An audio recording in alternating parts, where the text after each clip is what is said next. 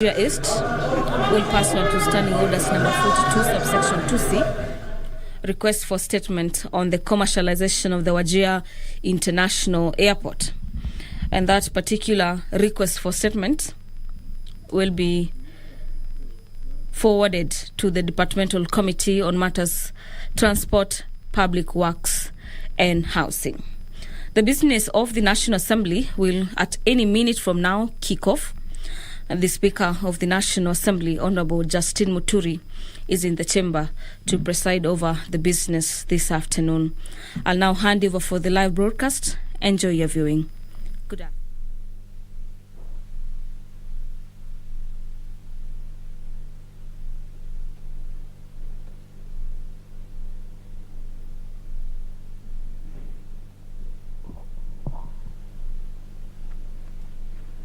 Let us pray. Almighty God, who in wisdom and goodness have appointed the office of leaders and parliaments for the welfare of society and the just government of the people, we beseech you to behold with your abundant favor us, your servants, whom you've been pleased to call to the performance of important trusts in this republic. Let your blessings descend upon us here assembled, and grant that we treat and consider all matters that shall come at our deliberation in so just and faithful a manner as to promote your honor and glory, and to advance the peace, prosperity, and welfare of our country, and of those whose interests were committed to our charge. Amen.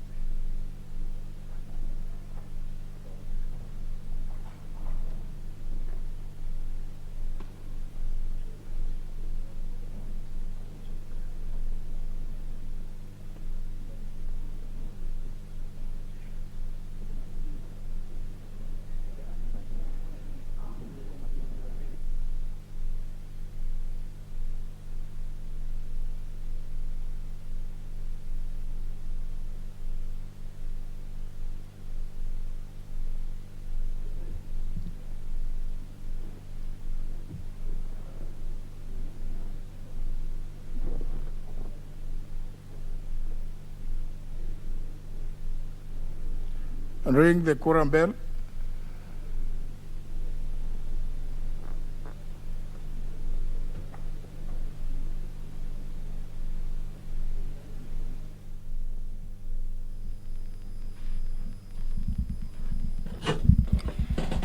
The Speaker of the National Assembly, Honorable Justin Muturi, has directed that the quorum bell be rung.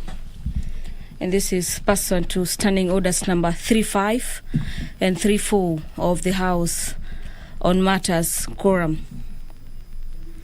The bell is set to ring for about 10 minutes, as outlined in the Standing Orders number 34, subsection 2.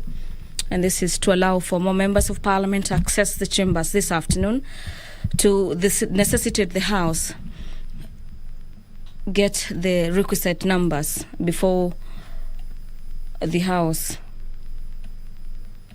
commences business this afternoon.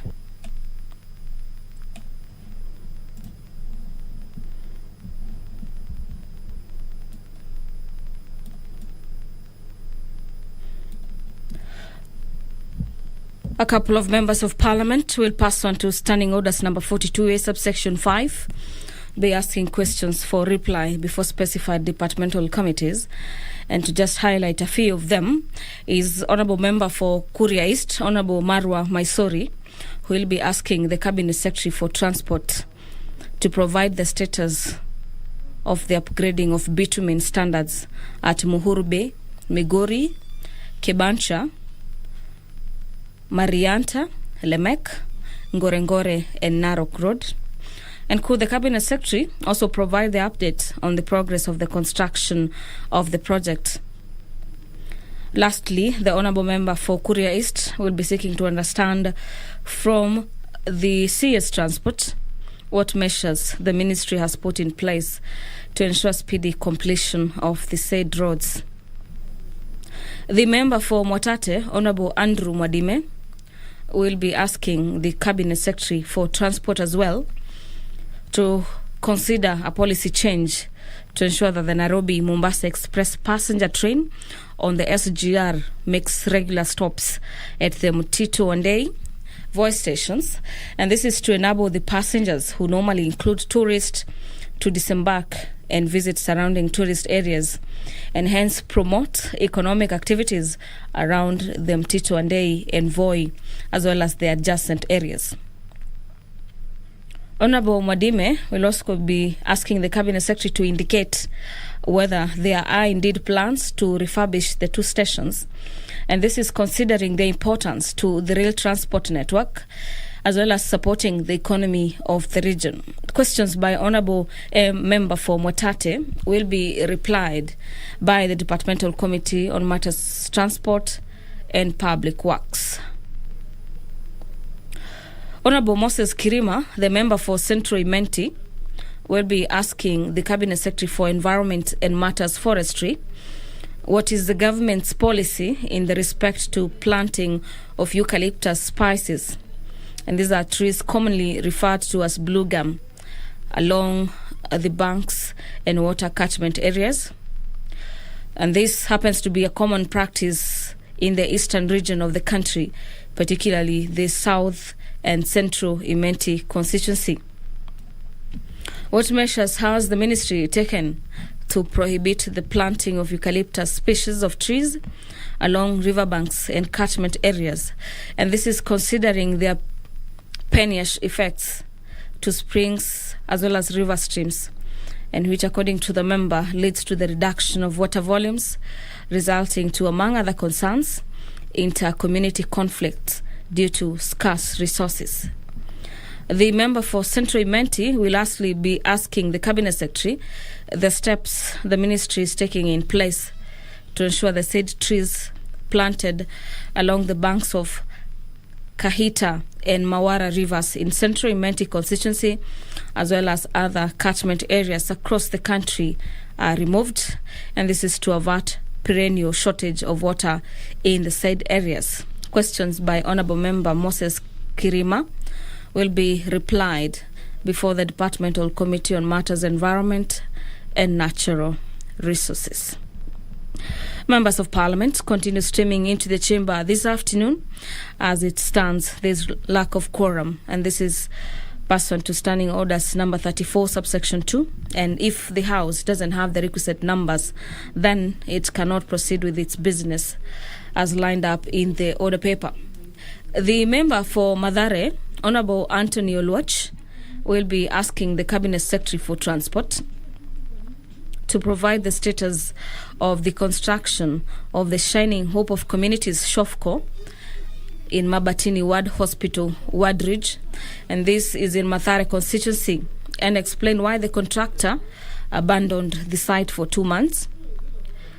Honourable Anthony Oluoch will also be seeking to understand the details of the contractor, and the ministry should explain whether the contractor has the capacity to undertake the works, as well as provide details of other similar works undertaken by the said contractor, stating their location, nature, as well as contract amount and the status of completion of each project.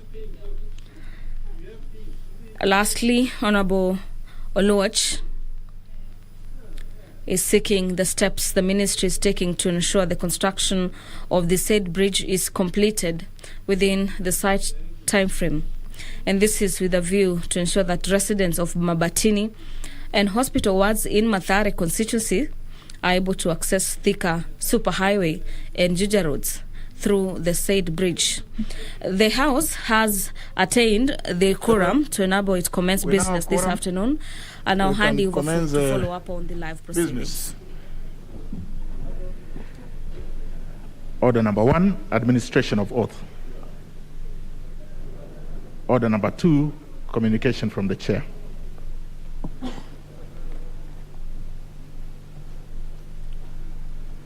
You can take your seats.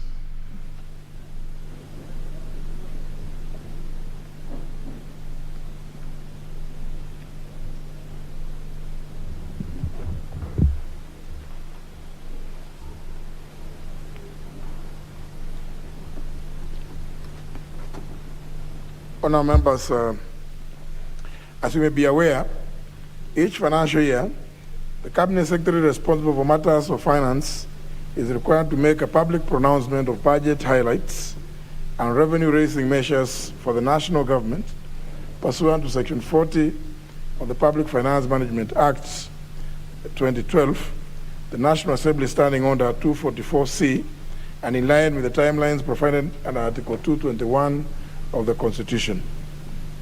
For clarity, honourable members, according to the obtaining sequence in the budget-making cycle, it is ordinarily expected that public pronouncement of budget highlights and revenue-raising measures for the national government would be preceded by submission of the budget estimates for the national government, which must be done not later than 30th April each year.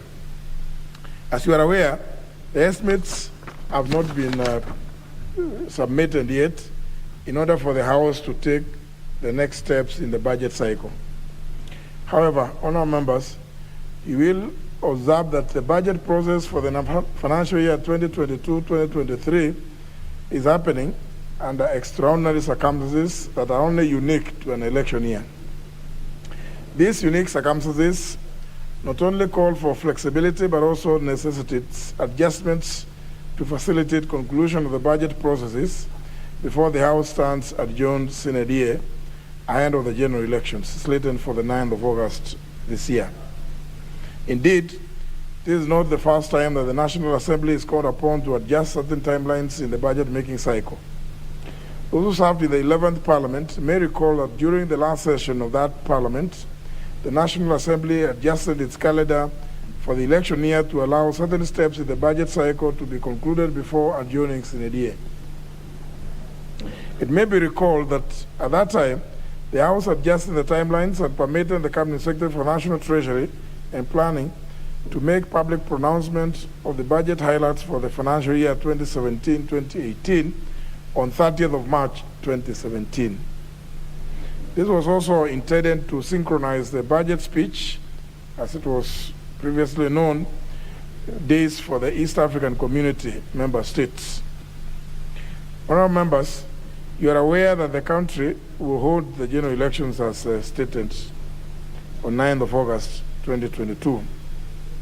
That being the case, political parties have already scheduled their primaries from the 9th of April 2022 in line with statutory timelines gazetted by the Independent Electoral Boundaries Commission, hereinafter referred to as the IEBC. Further, the House is due to proceed on a long recess from Friday 15th of April to Monday 9th of May 2022, and thereafter adjourn sine die on Thursday 14th June 2022. These election-related circumstances are obviously disruptive to the budget timelines that would ordinarily have been observed in an ordinary year. It is instructive to also note that as per the calendar of the House, the date of 30th April, when the Cabinet Secretary is expected to submit the estimates to this House, falls within the recess period. In this regard, if no adjustment is made in order for the estimates to be submitted before the House goes on recess next week, the House would have breached the practice. Honourable members, given the circumstances and noting that the Division of Revenue Bill has since been passed by both houses and is due for assent, it has become necessary to adjust the sequence of the budget process for this year, particularly with respect to submission of the estimates and public pronouncement of the budget highlights and proposed revenue-raising measures for the financial year 2022-2023. In this regard, I will allow the Cabinet Secretary for the National Treasury to make the public pronouncement of his budget highlights and revenue-raising measures for the financial year 2022-2023 this Thursday, 7th April 2022, here in the National Assembly Chamber, not later than 3:30 p.m. Thereafter, the Cabinet Secretary shall submit to the House the estimates, the Finance Bill 2022, and any other attendant regulations for consideration by the House. I hasten to clarify that the foregoing adjustment does not in any way offend the provisions of the Constitution or the Public Finance Management Law. In any case, honourable members, the practice of requiring the Cabinet Secretary for National Treasury to make public pronouncement of the budget highlights and revenue-raising measures to the House is a creation of this House through Standing Order 244C, which was made in furtherance to Section 40 of the PFM Act 2012. With respect to the remaining steps, it shall be the responsibility of the House to consider and pass the estimates, the Appropriations Bill, and the Finance Bill well before adjourning Sine Die in June 2022.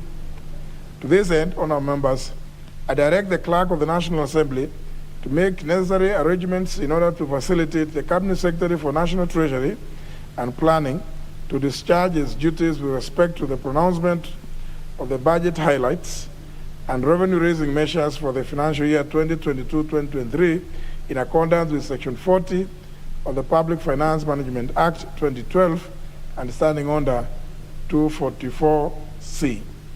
The House is accordingly guided. I thank you. Order number 3, messages.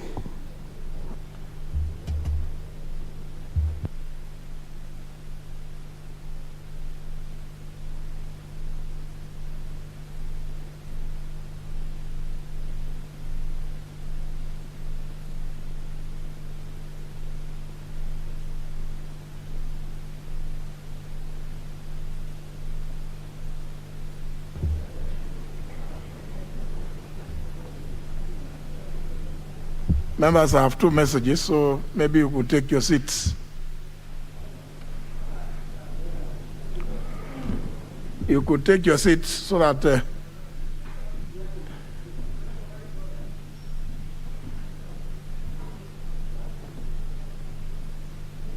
Member for Fafi.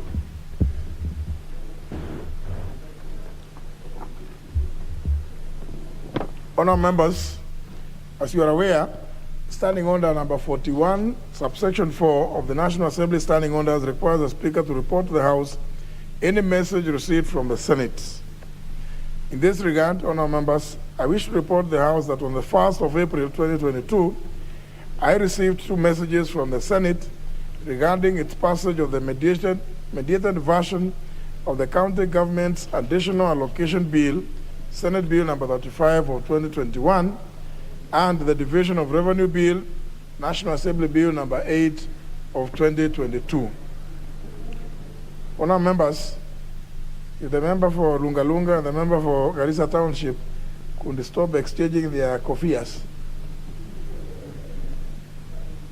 Honourable members, the first message reads, in part, and I quote, that the Senate, by a resolution passed on 31st of March 2022, approved the mediated version of the County Government's Additional Allocation Bill, Senate Bill number 35 of 2021, formerly referred to as the County Government Grants Bill, Senate Bill number 35 of 2021.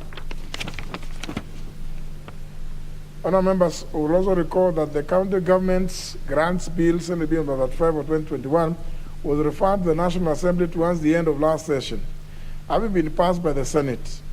The House passed the said bill on 2nd of December 2021 with further amendments and referred it back to the Senate for reconsideration. However, the Senate rejected the National Assembly's amendments. This, in effect, committed the bill to a mediation committee in terms of Article 112, Clause 2, Paragraph B of the Constitution. Consequently, honourable members, the mediation committee developed a version of the mediated version of the bill, which was passed by the Senate last week and is scheduled for passage by this House today. Indeed, it is listed as order number 8 in today's order paper. Honourable members, the second message from the Senate refers to the passage by the same House of the Division of Revenue Bill, National Assembly Bill number 8 of 2022. It will be recalled that the National Assembly passed the bill on Thursday, 3rd March 2022, without amendments. The message from the Senate reads in part, and I quote, the Senate considered and passed the said bill without amendments on Thursday, 31st March 2022, close the quote. The message that conveys the concurrence of the Senate with the National Assembly on the Division of Revenue Bill, National Assembly Bill number 8 of 2022, in terms of Article 110, Clause 4 of the Constitution. Honourable members, the bill now having concluded the bicameral passage in the House of Parliament, and given the urgency associated with it, I will present the bill to His Excellency the President for assent in accordance with the provisions of Article 110, Clause 5 of the Constitution tomorrow morning. I thank you, honourable members.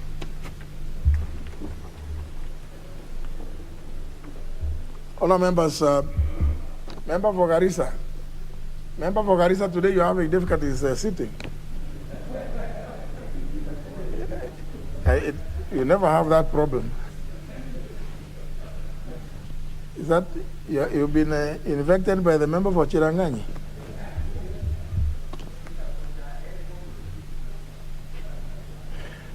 Honourable members, the second message is a message from His Excellency the President. Pursuant to the provisions of Standing Order 42, I wish to convey a message from His Excellency the President relating to the nomination of persons for appointment to the Ethics and Anti-Corruption Commission, hereinafter referred to as the EACC.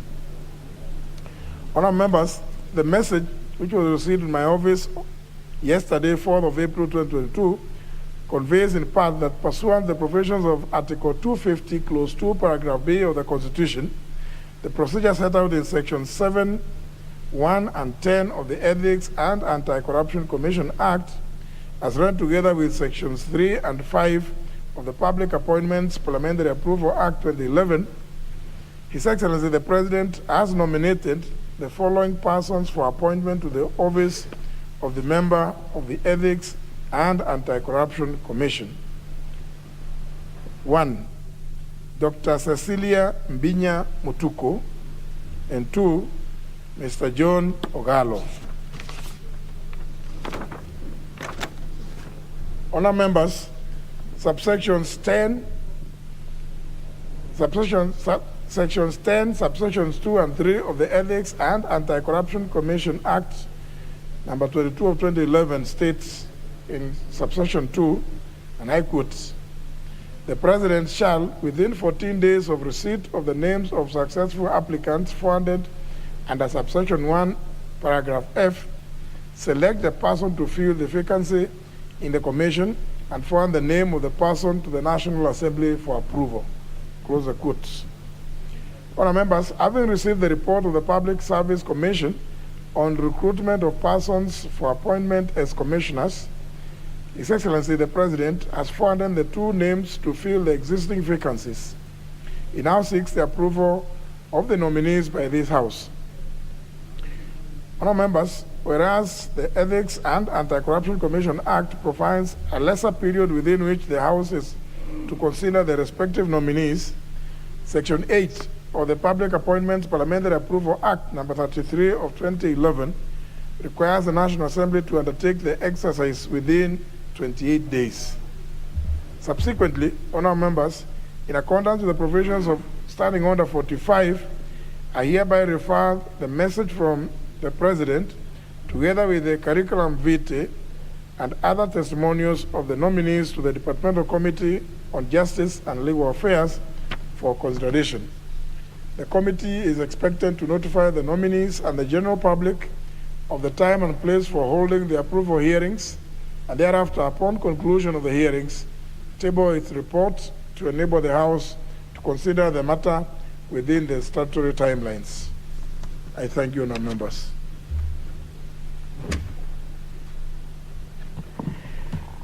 Order number 4, petitions.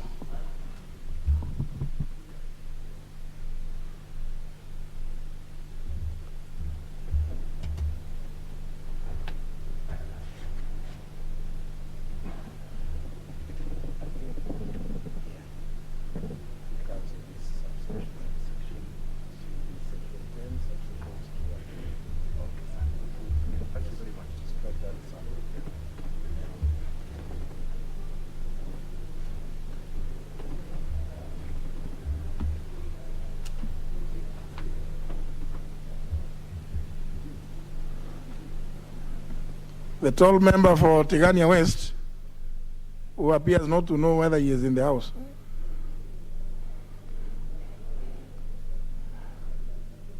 Take your seat, Honorable Mutunga. You know your height is intimidating the member for Samburu County. Member for Malava.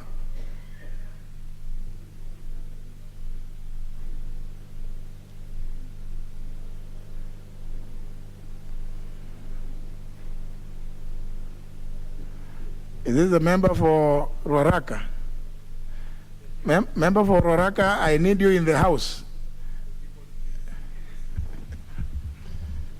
Honour members, understanding under 225, subsection 2, paragraph B, requires the Speaker to report to the House any petition other than those presented by a member.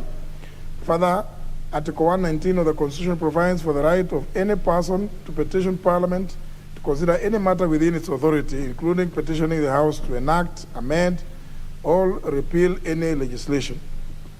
Honour members, in this regard, I wish to report to the House that my office has received a petition from a Mr. Frederick Gaya for PO Box 10, Kendubi, calling for the gazettement of Rachuonyo North Sub-County as a handship area in order to improve education standards through infrastructure development, digitization, career progression, and provision of adequate number of teachers in the area. In his petition, honour members, the petitioner avers that Rachuonyo North Sub-County is currently hamstrung by prevailing hardship conditions that are a direct result of dire poverty levels in the area. In his view, the government holds a substantial part of the blame for this situation on account of historical neglect of the region and through its abdication of its constitutionally mandated responsibilities of adequate sharing of national resources. Subsequently, this abdication of responsibility by government has adversely affected both teachers and learners in various and extensive ways. Further, the petitioner is convinced that the government has portrayed an element of discrimination against Rachuonyo North Sub-County by denying its teachers handship allowances and better staffing, whilst providing the same facilities to Suba North and Suba South sub-counties, despite the fact that all three sub-counties are located in Homa Bay County. The petitioner highlights the plight plaguing Rachuonyo North Sub-County as being exemplified by lack of factories, barren sandy soils, rugged and rocky terrain, poor rainfall, perennial floods, and devastating poverty that continues to affect education standards in the area. He thus seeks the intervention of this House in, among other things, securing the gazettement of Rachuonyo North Sub-County as a handship area in order to improve education standards through infrastructure development, digitization of basic education, career progression, and the provision of adequate number of teachers in the area. Having determined that the matters raised by the petitioner are well within the authority of this House, I want to direct that pursuant to standing order 227.1, this petition be committed to the Departmental Committee on Education and Research. The committee is required to consider the petition and report its findings to the House and to the petitioner in accordance with the provisions of Standing Order 227, subsection 2. Thank you, honourable members.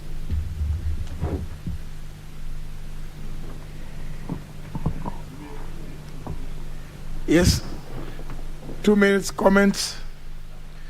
I know. These days, comments on petitions, they afford several, those who cannot sit for more than 30 minutes, an opportunity to be heard. And this is a very interesting time. It is important. So please make full use of the 2 minutes. So the first one is a member from where? Member from where is not aware that there is a petition. I am aware, Honorable Speaker, only that you have given some comments which are interesting at this time. Honorable Speaker,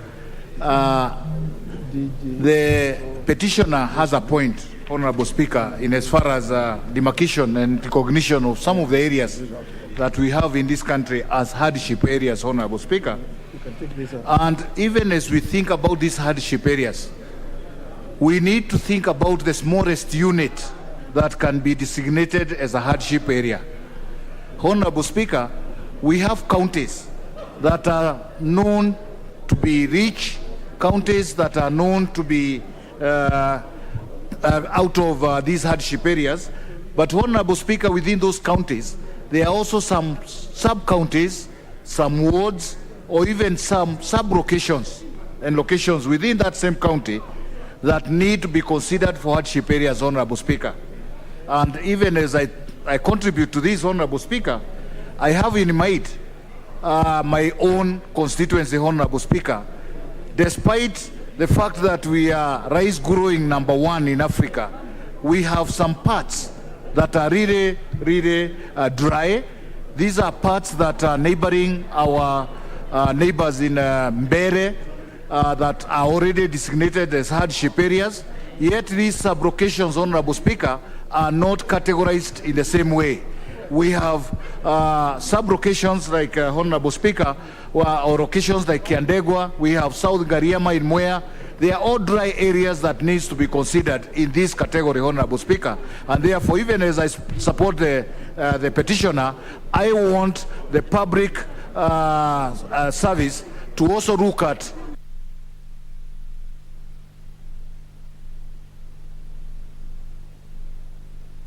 Member for Endebess.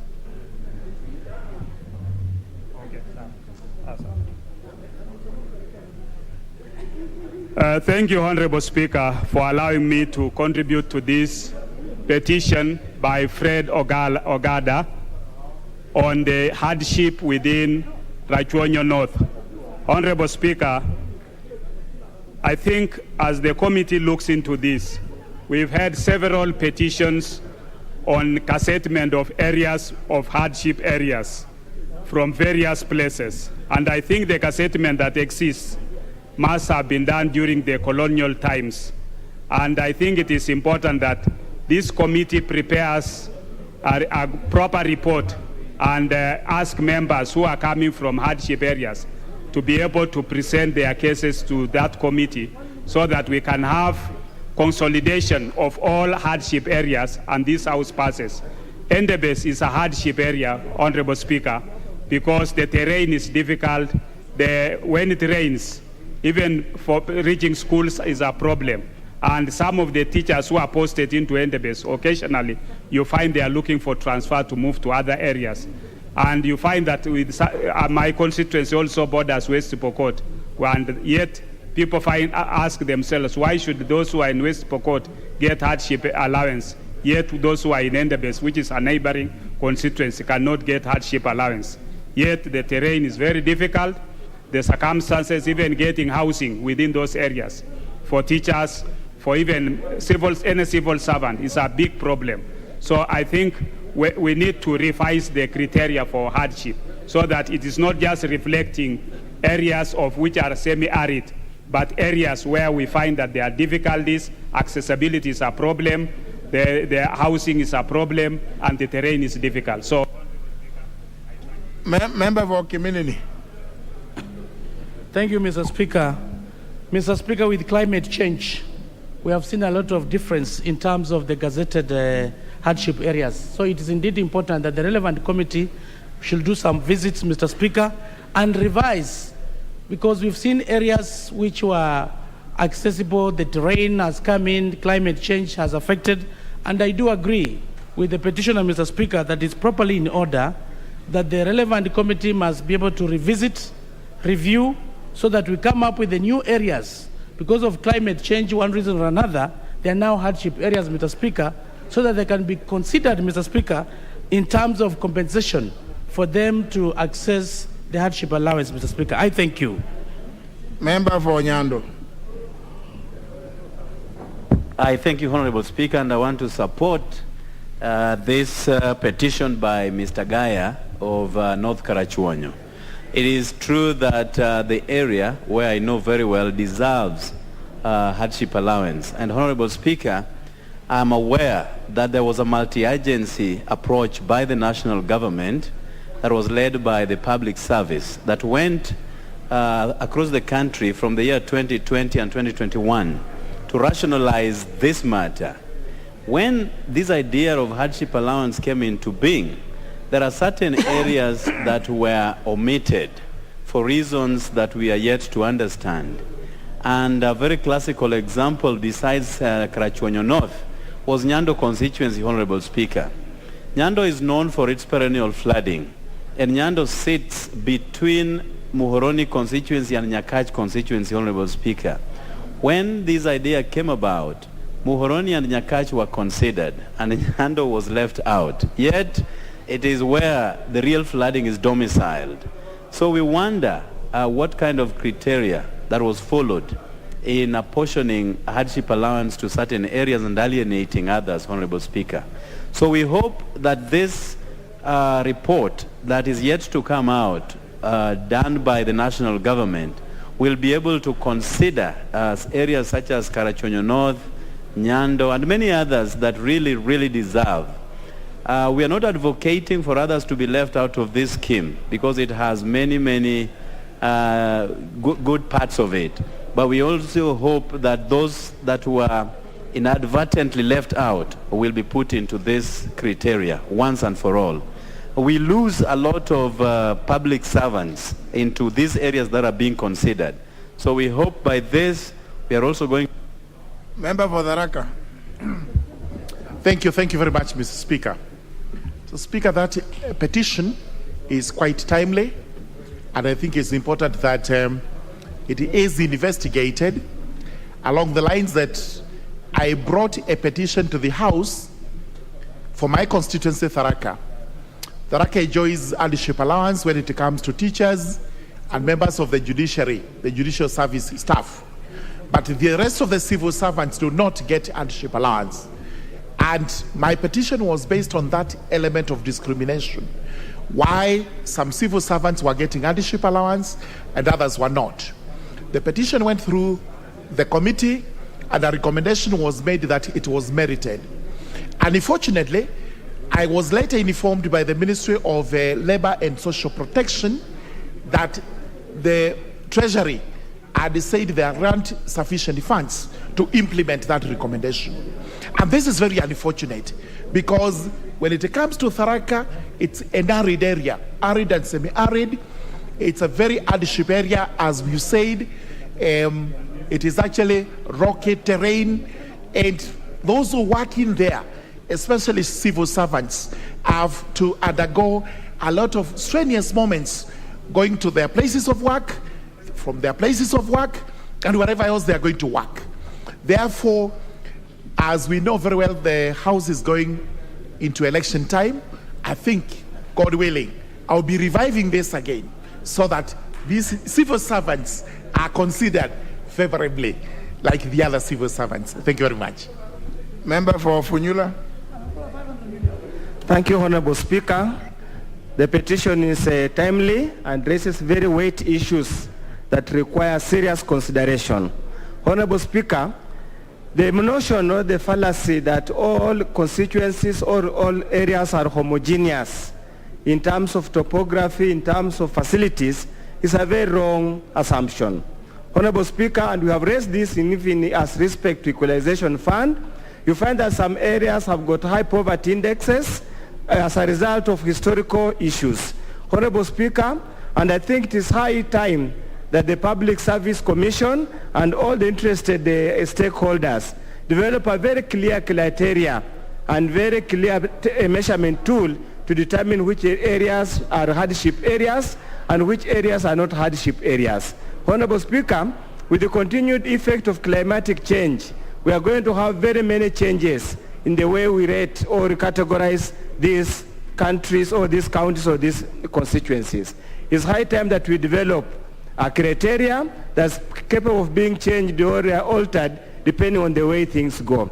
Honorable Speaker, again, it's ironical that 10 years or 15 years after devolution, we still talk about hardship areas, yet we continuously pump billions and billions of money in the county governments, how come they have never been able to address these challenges of water, challenges of poor roads, challenges of food security, and the rest? Honorable Speaker, therefore, it is important as we develop this tool, we need to look at it holistically so that we know which areas deserve attention and which areas do not deserve attention by virtue of getting huge allocations of county government funds. Thank you, Honorable Speaker. I support the petition. Nominee 001. Thank you very much, Honorable Speaker. I was waiting for the other one, Honorable Speaker, because I wanted to comment on another one. But hardship allowance is very important to be given to the well-deserving. But I'm waiting for the other one, Honorable Speaker. Member for Kitui Central. Yeah, thank you, Honorable Speaker. Honorable Speaker, I want to thank the petitioner for this important petition. Honorable Speaker, this matter of areas being categorized as hardship or not hardship is a matter which has really been raised by many honorable members in this House, Honorable Speaker. And Honorable Speaker, I remember at one point during the last Parliament, actually the Ministry of Public Service had indicated that they have done a comprehensive report covering the whole country, indicating which areas qualify to be hardship areas.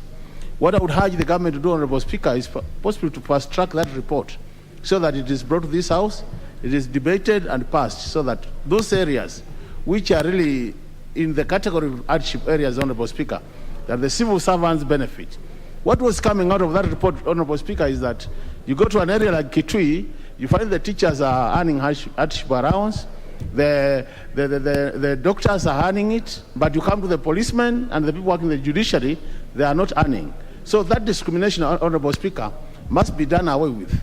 And it can only be done away by having a comprehensive report which addresses this matter. So I would urge the Committee of Administration and National Security, where I sit, Honorable Speaker, that then we take this matter very fast track it, and then we sort it, the matter for the whole country rather than sorting it just for Karochonyi, which is just a part of the country, Honorable Speaker. I submit, Honorable Speaker. Thank you. Member for Dagoretti South. Thank you very much, Mr. Speaker. And I really would like to commend the petition that has been brought by Mr. Gwanda. And I think when the committee is considering this petition, Mr. Speaker, they should actually be considering two matters. The first one is an issue that has to do with overinvestment in the center, Mr. Speaker. 60 years after independence, we should not be talking about some areas being hardship areas, Mr. Speaker. Secondly, I think the committee should also make recommendations on which state agency should take up this matter, Mr. Speaker, because the zoning of hardship areas should not only be limited to far-flung areas, Mr. Speaker. There's something called urban poverty, and hardship areas in urban areas are even worse than the hardship areas in those far-flung areas, Mr. Speaker. So even as this matter is going to the committee, Mr. Speaker, I do pray that they will be able to look at this issue through these two lenses and make a proposal on one, which state agency should be doing this zoning and what considerations they are making. And secondly, Mr. Speaker, the fact that these hardship issues are coming up because we are overinvesting at the center, Mr. Speaker. Thank you very much for the opportunity to contribute to this petition. Member for Central Imenti. Thank you, Mr. Speaker, for giving me this opportunity to contribute to this petition. Mine, Mr. Speaker, is that when the committee is considering the motion, the petition before you, let it consider all aspects of what is said to be hardship areas. Because, like in my constituency, I'm happy that my friend MP for Daraka has mentioned that all schools in his constituency, which are neighboring the schools in my constituency, some are there a difference of about 200 meters. Theirs and cleared as hardship areas. But in my place, it's not cleared, so the environment is the same, conditions are the same, amenities are the same. And then one wonders, why was this discrimination? Who are these people going around describing some areas as hardship, others not hardship? Can we say that let's have public participation going around the country, reviewing what has been said to be hardship areas, and at the end of the day, see surely, in places like Kiamore, that's in Central Imenti, you find that the school has only 2 teachers, and the school has 8 classrooms with about 300 students, but only two teachers, because others have run across the boundary to the Raqqa side, where they have hardship areas. And then some people start saying that students are failing in some areas, yet it is a state which is facilitating the same through declaring some places as hardship areas also. So my prayer is that let's have, when the committee is considering this, can it come with an idea of how it can go around and declassify the same and declassify so that all places can be included. Thank you, Mr. Speaker, sir. Member Bondiwa. Thank you, Mr. Speaker. Mr. Speaker, I want to support this as well. And my concern is that, Mr. Speaker, we need to redefine or review the meaning of hardship. Because what it was then is not what it is now. For example, in Karachuonyo, which is one of the largest constituencies, just like in Ndewa, the condition is worsened by the infrastructure, which is not there. In my case, in Ndewa as well, the water problem, and you find even the bridges. For example, a teacher is going to teach, but he has to be in boots and walk for 5 miles. Even if they have cars, they will park it somewhere and walk to class. That teacher cannot perform well because, first of all, he's already tired. And all these are happening, and I agree with KJ. All these are happening because there's no fairness in distribution of resources. If we can get bridges well, we can build classrooms and roads. There's a place in Ndewa where we have a school up on the mountain. There are no roads going there. So teachers struggle to get there because there's no infrastructure. My point is that we need to redefine what is hardship and how can it be categorized. What are the criteria which people are talking about, so that when we implement it is homogeneous. Everybody who is facing those hardship can really be considered, but not pick and choose. I think it's unfair. Thank you, Mr. Speaker. Member for Tigania West. Thank you, Honourable Speaker, for the opportunity to also add my voice to this very important petition. Honourable Speaker, the idea of criteria is really important because we need to come out of a criteria that looks at the geography, that looks at the ecology, that looks at the amenities and many other issues. It becomes more complicated, Honourable Speaker, especially when you, in a constituency, a part of it is declared hardship area and the other part is declared non-hardship. In such a case, Honourable Speaker, we have most of the civil servants or public servants concentrating in the areas that are declared hardship because of the benefits. I come from Tigania West, which borders Isiolo County. In Isiolo County, there are so many benefits. When we are looking at the issues of equalization fund, Honourable Speaker is stood on the floor of this House and requested that the committee that was looking at the equalization fund should go all the way to the sub-location. Because when you look at Meru, Meru is considered to be high potential. But I come from a constituency which is really, really low potential. And therefore, it is important for us to go down to the details of sub-location so that we may demarcate the hardship areas based on the agroecology of the area, the difficulties that people face, and the risks even to life. So, Honourable Speaker, the committee has a serious job to do. We expect them to do serious public participation and to look at most of the areas so that we do not have these biases or differences within the same sublocation. I do support the petition. Thank you. Member for Vihiga County. Thank you, Mr. Speaker. I want to support that petition, whoever has brought it. Mr. Speaker, some areas are considered as areas of hardship areas. I think the committee should now even consider some areas. The areas that are not being, teachers are not getting the hardship allowance. Like in my county, Vihiga, there are teachers who teach in schools like those very far places like Ochore. When you go to Ochore, getting to the main road to Maseno is terrible. And those teachers, I'm very sure they're not getting this hardship allowance. Those ones in Kaptech, near Lukose, getting to the main road is not easy. So as they go on reversing areas that can get hardship allowance, Vihiga also should be considered, keeping in mind if they were thinking of only arid areas or the areas that are affected by terrorism, at the moment, since Marigold Hills was the trees were removed, that place is now an arid area. So as much as they're considering those areas, they should also consider a county like Vihiga, where our teachers are also suffering. Thank you, Mr. Speaker, sir. Finally, the member for Pokot South.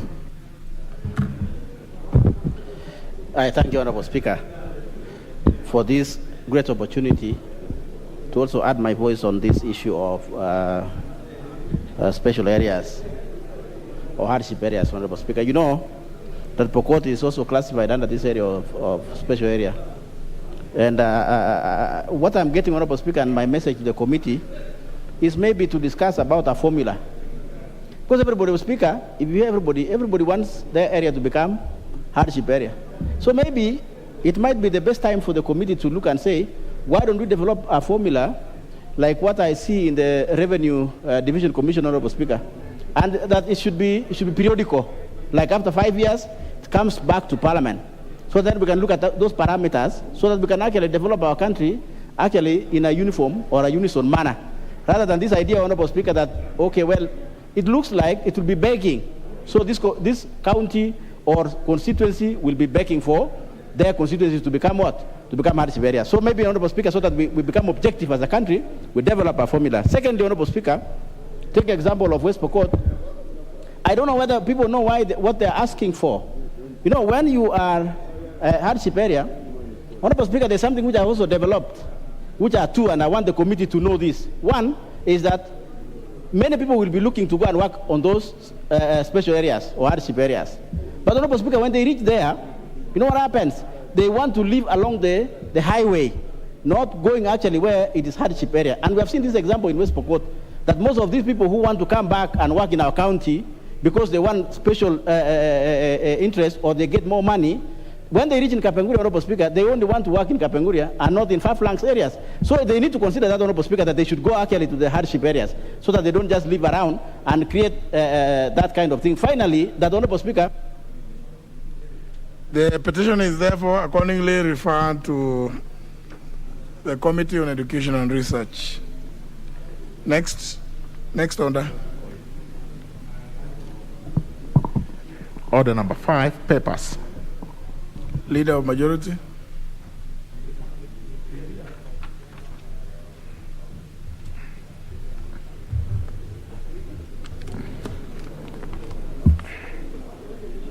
Honorable Speaker, I beg to lay the following papers on the table of the House today, Tuesday, April the 5th, 2022.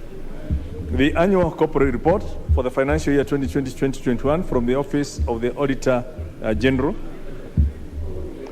Second batch is the reports of the Auditor General for the financial statement in respect to the following institutions for the year ended 30th of June 2021 and the certificates therein. And these are the Parliamentary Service Commission, Judicial Service Commission, Political Parties Fund, the Kenya Local Loans Support Fund, the Rural Enterprise Fund, Independent Electoral and Boundaries Commission, Kenya Vision 2030 Delivery Secretariat, Ministry of Foreign Affairs, Witness Protection Agency, the Commission on Administrative Justice, Mortgage and Car Loan, Business Registration Services, Business Registration Services Official Receiver, Office of the Registrar of Political Parties Car Loan Scheme, Office of the Registrar of Political Parties Mortgage Loan Scheme Fund, the National Land Commission Housing Scheme Fund, Receiver of Revenue, Revenue Statement Recurrent by the National Treasury, State Officers House Mortgage Scheme Fund, and the Stores and Services Fund.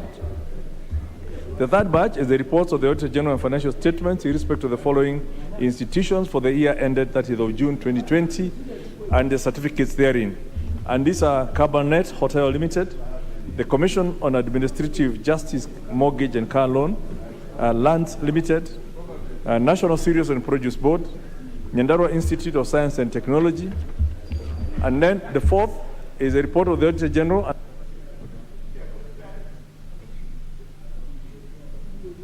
The fourth batch is a report of the Auditor General and financial statements in respect to the Mandera East constituency for the year ended 30th of June 2020 and the certificates therein. The fifth batch is the reports of the Auditor General and financial statements in respect to the following constituencies for the year ended 30th of June 2019 and the certificates therein, and these are Kibipiri, Naivasha, Bomet East, Kuresoi South, Tiati, Nakuru Town East, and Kenangop. Number 6 is a report of the Auditor General and financial statements of Emining Technical Training Institute for the year ended 30th of June 2019 and the certificates therein. The 7th is a report of the Auditor General and financial statement in respect to the following institutions for the year ended 30th of June 2018 and the certificates therein. And these are the Government of Kenya Marine Ministries, departments, and agencies, and B, Emining Technical Training Institute. The 8th is a report of the Auditor General and financial statements in respect to the following institutions for the year ended 30th of June 2017 and the certificate therein, and these are the Government of Kenya Ministries, departments, and agencies. Number B is the Emining Technical Training Institute and the Consolidated Fund. And lastly, the reports of the Auditor General and financial statements in respect to the following institutions for the year ended 30th of June 2016 and the certificates therein, and these are the Government of Kenya Ministries, departments, and agencies, and the Consolidated Fund. Thank you, Honorable Speaker.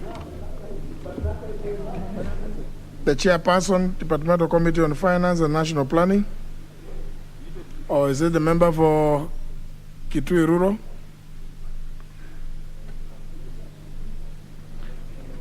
The Honorable Bonnie Mwalika. Thank you, Honorable Speaker.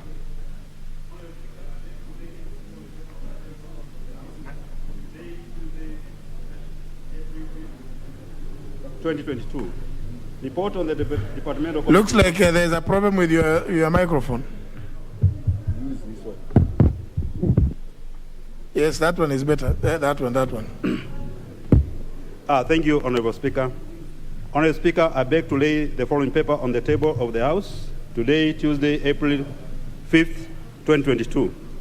Report on the Departmental Committee on Finance and National Planning on its consideration of the Prompt Payment Bill, Senate Bill number 16 of 2021. Thank you, Honorable Speaker. Very well. Next order. Order number 6, notices of motion. Order number 7, questions and statements. We'll start by the questions, the first segment. First question is by the member for Kuria East, Honorable Marwa. Thank you, Mr. Speaker. I rise to ask question number 91 of 2022. Could the Cabinet Secretary provide the status of upgrading to bitumen standards of the Homa Bay, Mohuru Bay, Migori, Kehancha, Lolgorian, Mararianta, Lemek, Ngorengore, Narok Road? Part 2 of it, could the Cabinet Secretary also provide an update on the progress of the construction of the project's feeder roads, namely Taranganya Center and Timaru, Game C13 Junction, Kendege TTI Junction, Masurura C13 Junction, Getagaita, Kongori, and Kegonga, and C13 Junction at Loliondo, Kugitimo, Kegonga, Center, Nyamtiro, one-stop border post, Isbania one-stop border post, and lastly, Mr. Speaker, Kilimapesa, C13 Junction, Masurura, and Timaru Road. Part 3 of it, what measures has the ministry put in place to ensure speedy completion of the said roads? Thank you, Mr. Speaker. Well, to be responded to before the Committee on Transport, Public Works and Housing. The next question is by the member for Mwatate, Honorable Mwandime. Thank you, Honorable Speaker. Question 99, 2022 to the Cabinet Secretary on transport, infrastructure, housing, urban development and public works. A, could the Cabinet Secretary consider a policy change to ensure that the Nairobi-Mombasa Express passenger train on the standard gauge railway, SGR, makes regular stops at the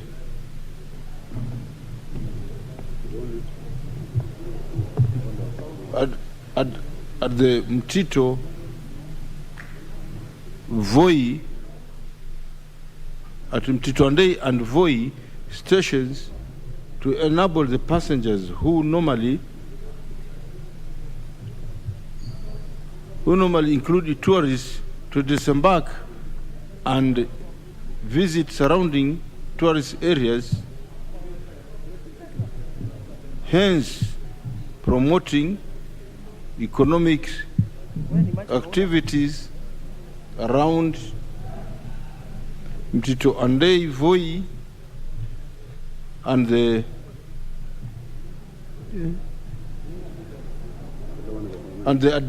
adjacent areas. 2, could the Cabinet Secretary indicate whether there are plans to refurbish the 2 stations surrounding them, surrounding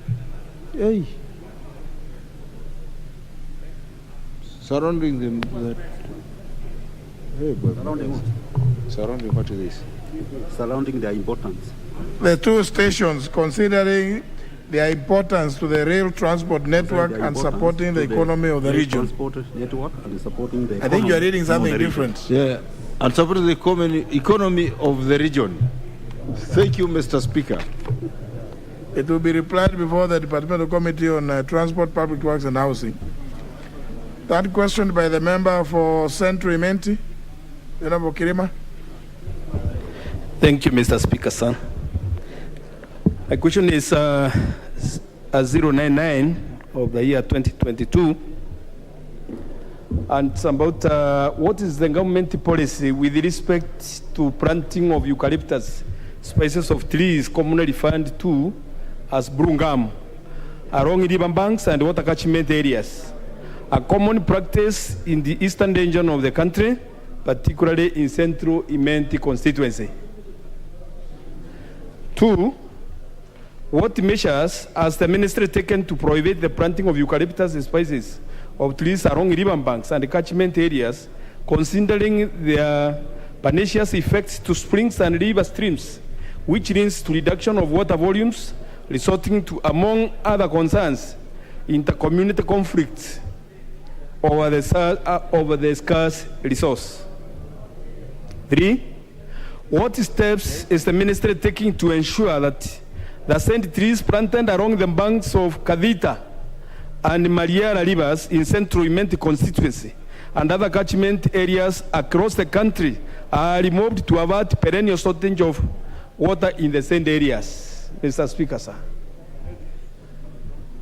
If the Speaker can allow me, Mr. Speaker, there is also a question I asked about title deeds, and it was referred to the Minister of Lands through the chairperson.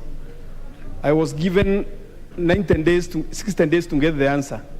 That is 3 months ago. Up to now, I have not gotten any answer, and I've never even been called in that committee. 3 months ago? 3 months ago. That was January? Yeah, that was the moment Parliament opened, Mr. Speaker. January or December?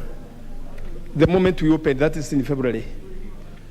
You asked a question, or you asked, but well, if you agreed to be given within 3 months, because I was not part of the agreement, now you can only go to the person who gave you but because now how do I know? But then in delay is supposed to be reported to you, Mr. Speaker, sir. No. Honorable Kirima, that question was dedicated to be responded to or replied to before the Committee on Lands.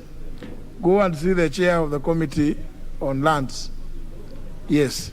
For this one, it will be responded to before the Committee on Environment and Natural Resources.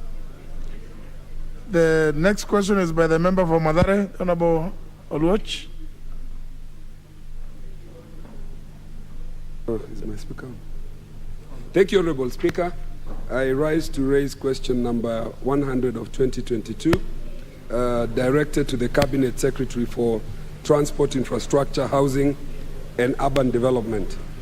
One, could the Cabinet Secretary provide the status of construction of the Shining of Hope for Communities in bracket Shofko, Mabatini Ward, Hospital Ward Bridge in Madare constituency, and explain why the contractor abandoned the site for over 2 months.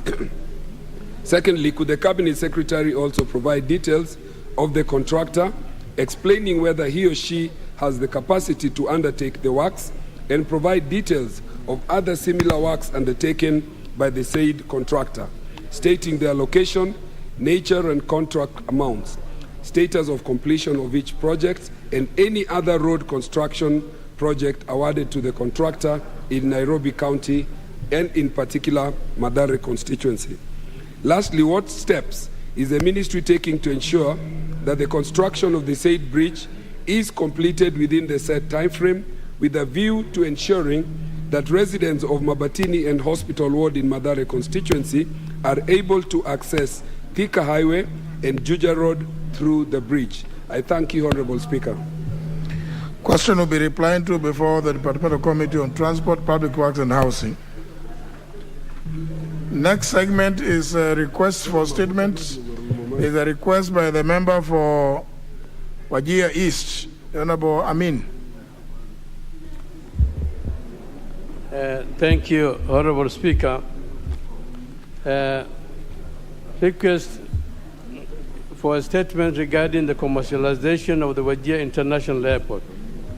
Honorable Speaker, pursuant to the provision of Standing Order 44-2C, I rise to request for a statement from the chairpersons of the Departmental Committee on Transport, Public Works, Housing, regarding the commercialization of Wajir International Airport in Wajir County. Honorable Speaker, Wajir Airport was started in 1977 for security reasons to control and monitor airspace along Somalia border. However, over the years, the airport was open to civilian and commercialization aircraft, on which today at least 3 aircraft fly from Nairobi to Wajir on a daily basis. Further, civilian aircraft fly from Somalia to Nairobi via Wajir International Airport. Honorable Speaker, there's also a potential to transport meat and meat products to other countries, and in particular to Middle East countries. The viability and optimization of the said airport as a commercial transport hub is hampered by the heavy presence of security personnel, especially the Kenya Defense Forces, the KDF, who man the entrance, gates, and its surrounding areas, thus hampering and slowing down the way of doing business on the said potential hub.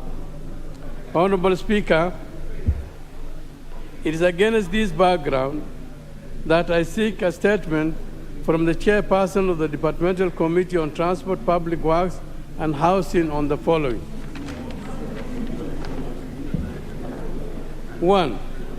Could the chairperson explain what measures has the government put in place to construct and develop Wajir International Airport to the required standard for the purpose of commercialization transport? 2.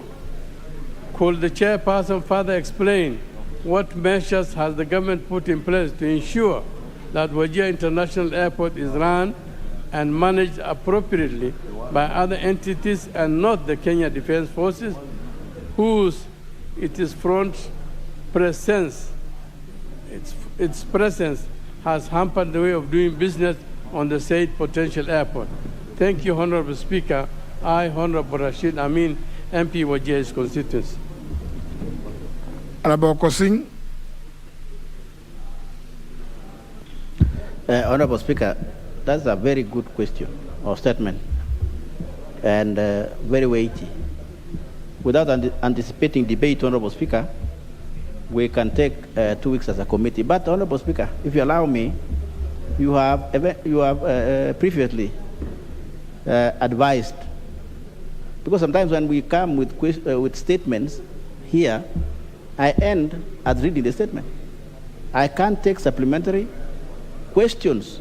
Maybe honorable member has a reason why he's asking that statement. And you advise, honorable Speaker, that we should do some more interactive between the minister or the ministry and the honorable member. And the best way, honorable Speaker, which you advised was the question. So that if that was a question, honorable Speaker, what I would have done under your direction is to bring the minister and honorable Amin. Then honorable Amin and the minister and the KAA and everybody will have a very good interaction, which might lead to a very good way forward that will satisfy his people, honorable Speaker. But in terms of statement, the way I look at it is dull. I'll just bring the statement, read here, and then I leave it there. I cannot take supplementary questions from honorable. But honorable Speaker, because he chose that direction, 2 weeks. Well, he has chosen the direction of a request for a statement. So it's like somebody choosing how they wish to leave the earth, either by firing squad or by drowning in a river. So you'll be given a statement in 2 weeks, Honorable Amin. Honorable Amin, you want to say something? Yes? But I think the procedure the chairman is pursuing so that I can be able to get a prompt and a reliable information regarding this statement is quite appropriate. So if you will allow your speaker, honorable speaker, is to allow the chairman of this committee to allow an active interaction between us, the minister and the KA, and the Kenya Defense Forces for that matter, so that we can have an amicable solution and a way forward for manning the Wajir International Airport. But you know the route you have chosen is for the chairman to bring you a statement from the ministry. Yes. So, he's just explaining that had you gone the route of a question, perhaps it would have been a lot better, because then he would have called all those concerned, so that then invite you, and then you can be able to have some interaction on supplementaries. And that's why he's saying, when he reads a statement, which will be given, and remember those functionaries are very happy writing as all manner of statements. So it will be brought here, the chairman will read it. Now you may desire to ask some supplementary questions, which the chairman may not be privy to. Yet, if you had gone the route of questions, they would have been there to hear your supplementaries and respond to them accordingly. And if you are not satisfied, the chairman can even adjourn the meeting to another day so that they can bring a more satisfactory answer. But now, since you have gone this route, for the time being, Honorable Amin, let's just be contented with what the chairman is going to bring. Okay. Thank you. Yes. The next request is by the member for Garissa Township. Honorable Speaker, pursuant to the provisions of Standing Order 44-2C, I rise to request for a statement from the chairman of the Departmental Committee on Energy regarding fuel crisis, shortage across the country as a result of delayed subsidy payment to oil marketing companies. Honorable Speaker, the fuel crisis we are facing today dates back to September 2021. The Energy and Petroleum Regulatory Authority, EPRA, under Section 101, subsection Y of the Petroleum Act number 2 of 2019, legal notice number 196 of 2010, and legal notice number 26 of 2012, on September 14, 2021, issued a maximum wholesale and retail petroleum price that was effective from September 15th to October 14th, 2021. The drastic increase, Mr. Speaker, led to public outcry as maximum wholesale and retail petroleum prices significantly rose to historic high pump prices. For example, Mr. Speaker, 1 liter of super petrol went up to 147.75 in Mandera, 144.15 in Moyale town, 145.34 in Elwak town, 143.19 in Kibish town, and 134.72 in Nairobi and its environs. Honorable Speaker, in March 14, 2022, EPRA increased the pump prices of petrol and diesel by Kenya shillings 5 shilling per liter. But despite that, the government maintained the margins of oil companies at zero, meaning no profits for the companies. The cash flow for the oil company, marketing companies, is seriously affected by the incidence of delays by the National Treasury to reimburse them under the subsidy program, thereby leading to hoarding and little fuel they still have in their services.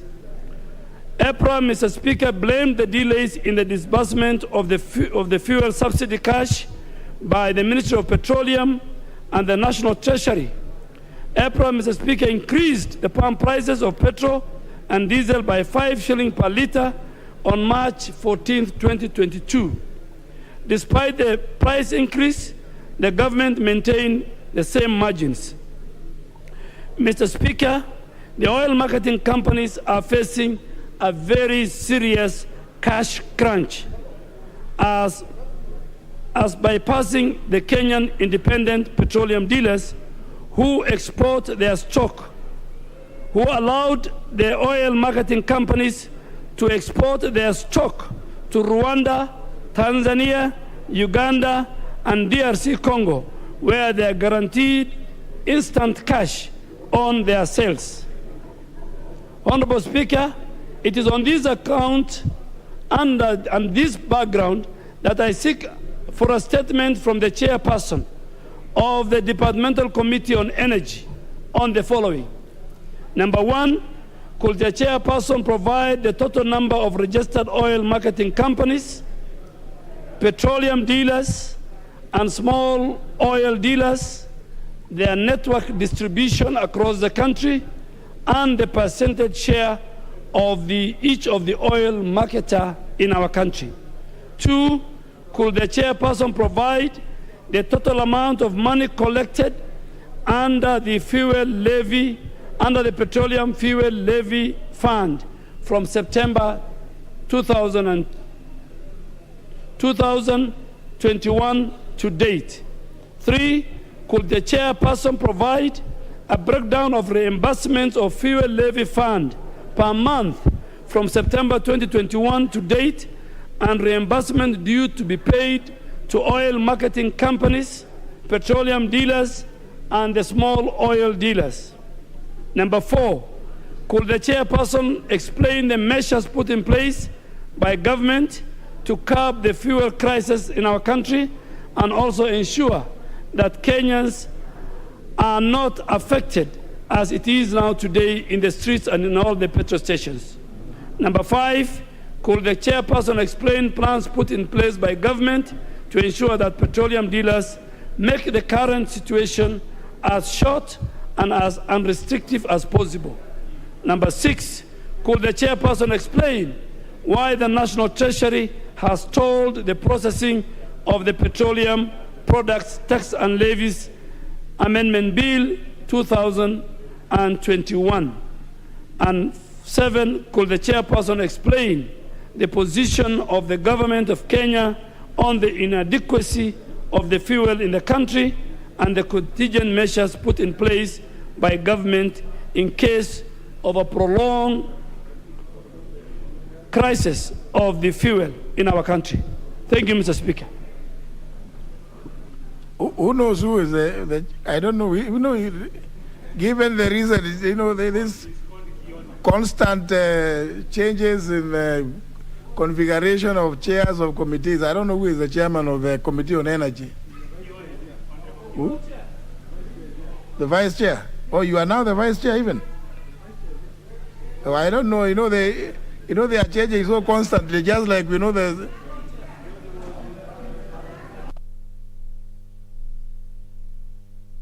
Game is raising his hand up. Is he also a vice chair or?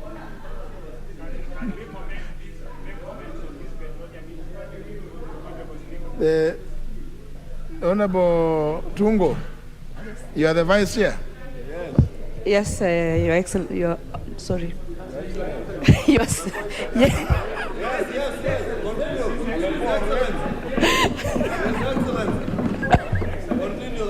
I wish you well. Yes, Mr. Speaker, sir. I'm the Vice Chair, Energy Committee. And Chair, I know the crisis is here and it's affecting everybody.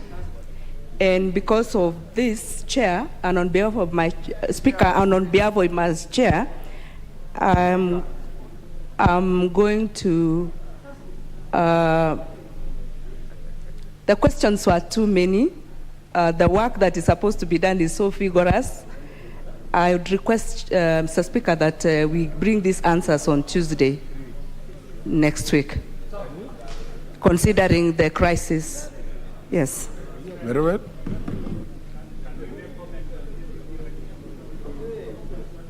Honorable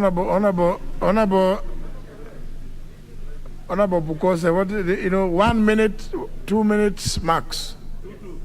2 minutes. Honorable Speaker, the fuel crisis is actually a very serious thing affecting many Kenyans. And as you are aware, every Kenyan now is wondering what is really happening. And they are looking upon this House to give direction. Honorable Speaker, I think the committee needs to handle this with a lot of emergency. And I want to thank Honorable Duale for raising this issue. Because many on Thursday last week, we passed the appropriation bill. And we expected that and the PS Kamau on petroleum gave a statement to the effect that everything will normalize by Wednesday. But when you go through petrol stations now, you find people are moving around with jerry cans looking for fuel. And this can even be very hazardous because with jerry cans of fuel in the house, people might end up with accidents. So I think it's something that the government needs to be serious about it and move with speed. And they should be able to disclose where the money for subsidy is. So thank you, Honorable Speaker. Member for Mwaya.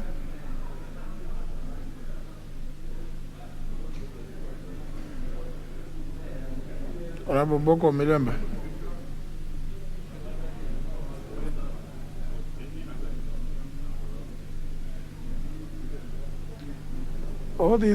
There's something wrong with these mics.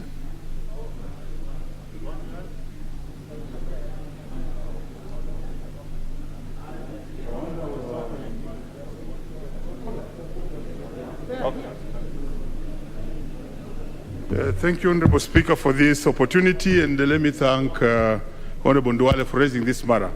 Honorable Speaker, this is extremely unprecedented, and even during the old times of President Moi, we have not seen Kenyans queue like they are queuing for fuel, like people are actually looking for water.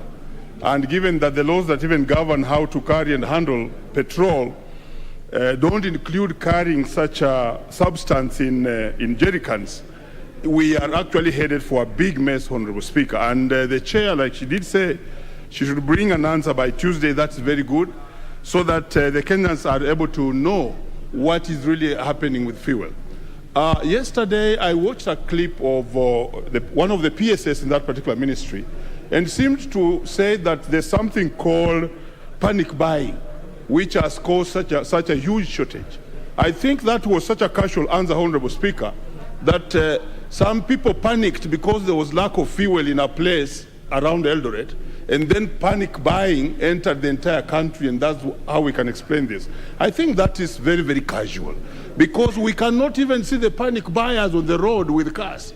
So you wonder, how is this panic buying causing such a hullabaloo? I think when the chair gets the answer, she will come out clearly to state that what role is the so-called subsidy that was spared for the fuel doing to cause this?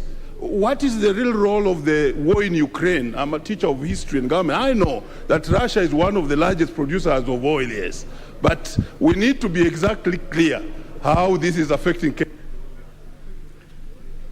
Member for Kikuyu.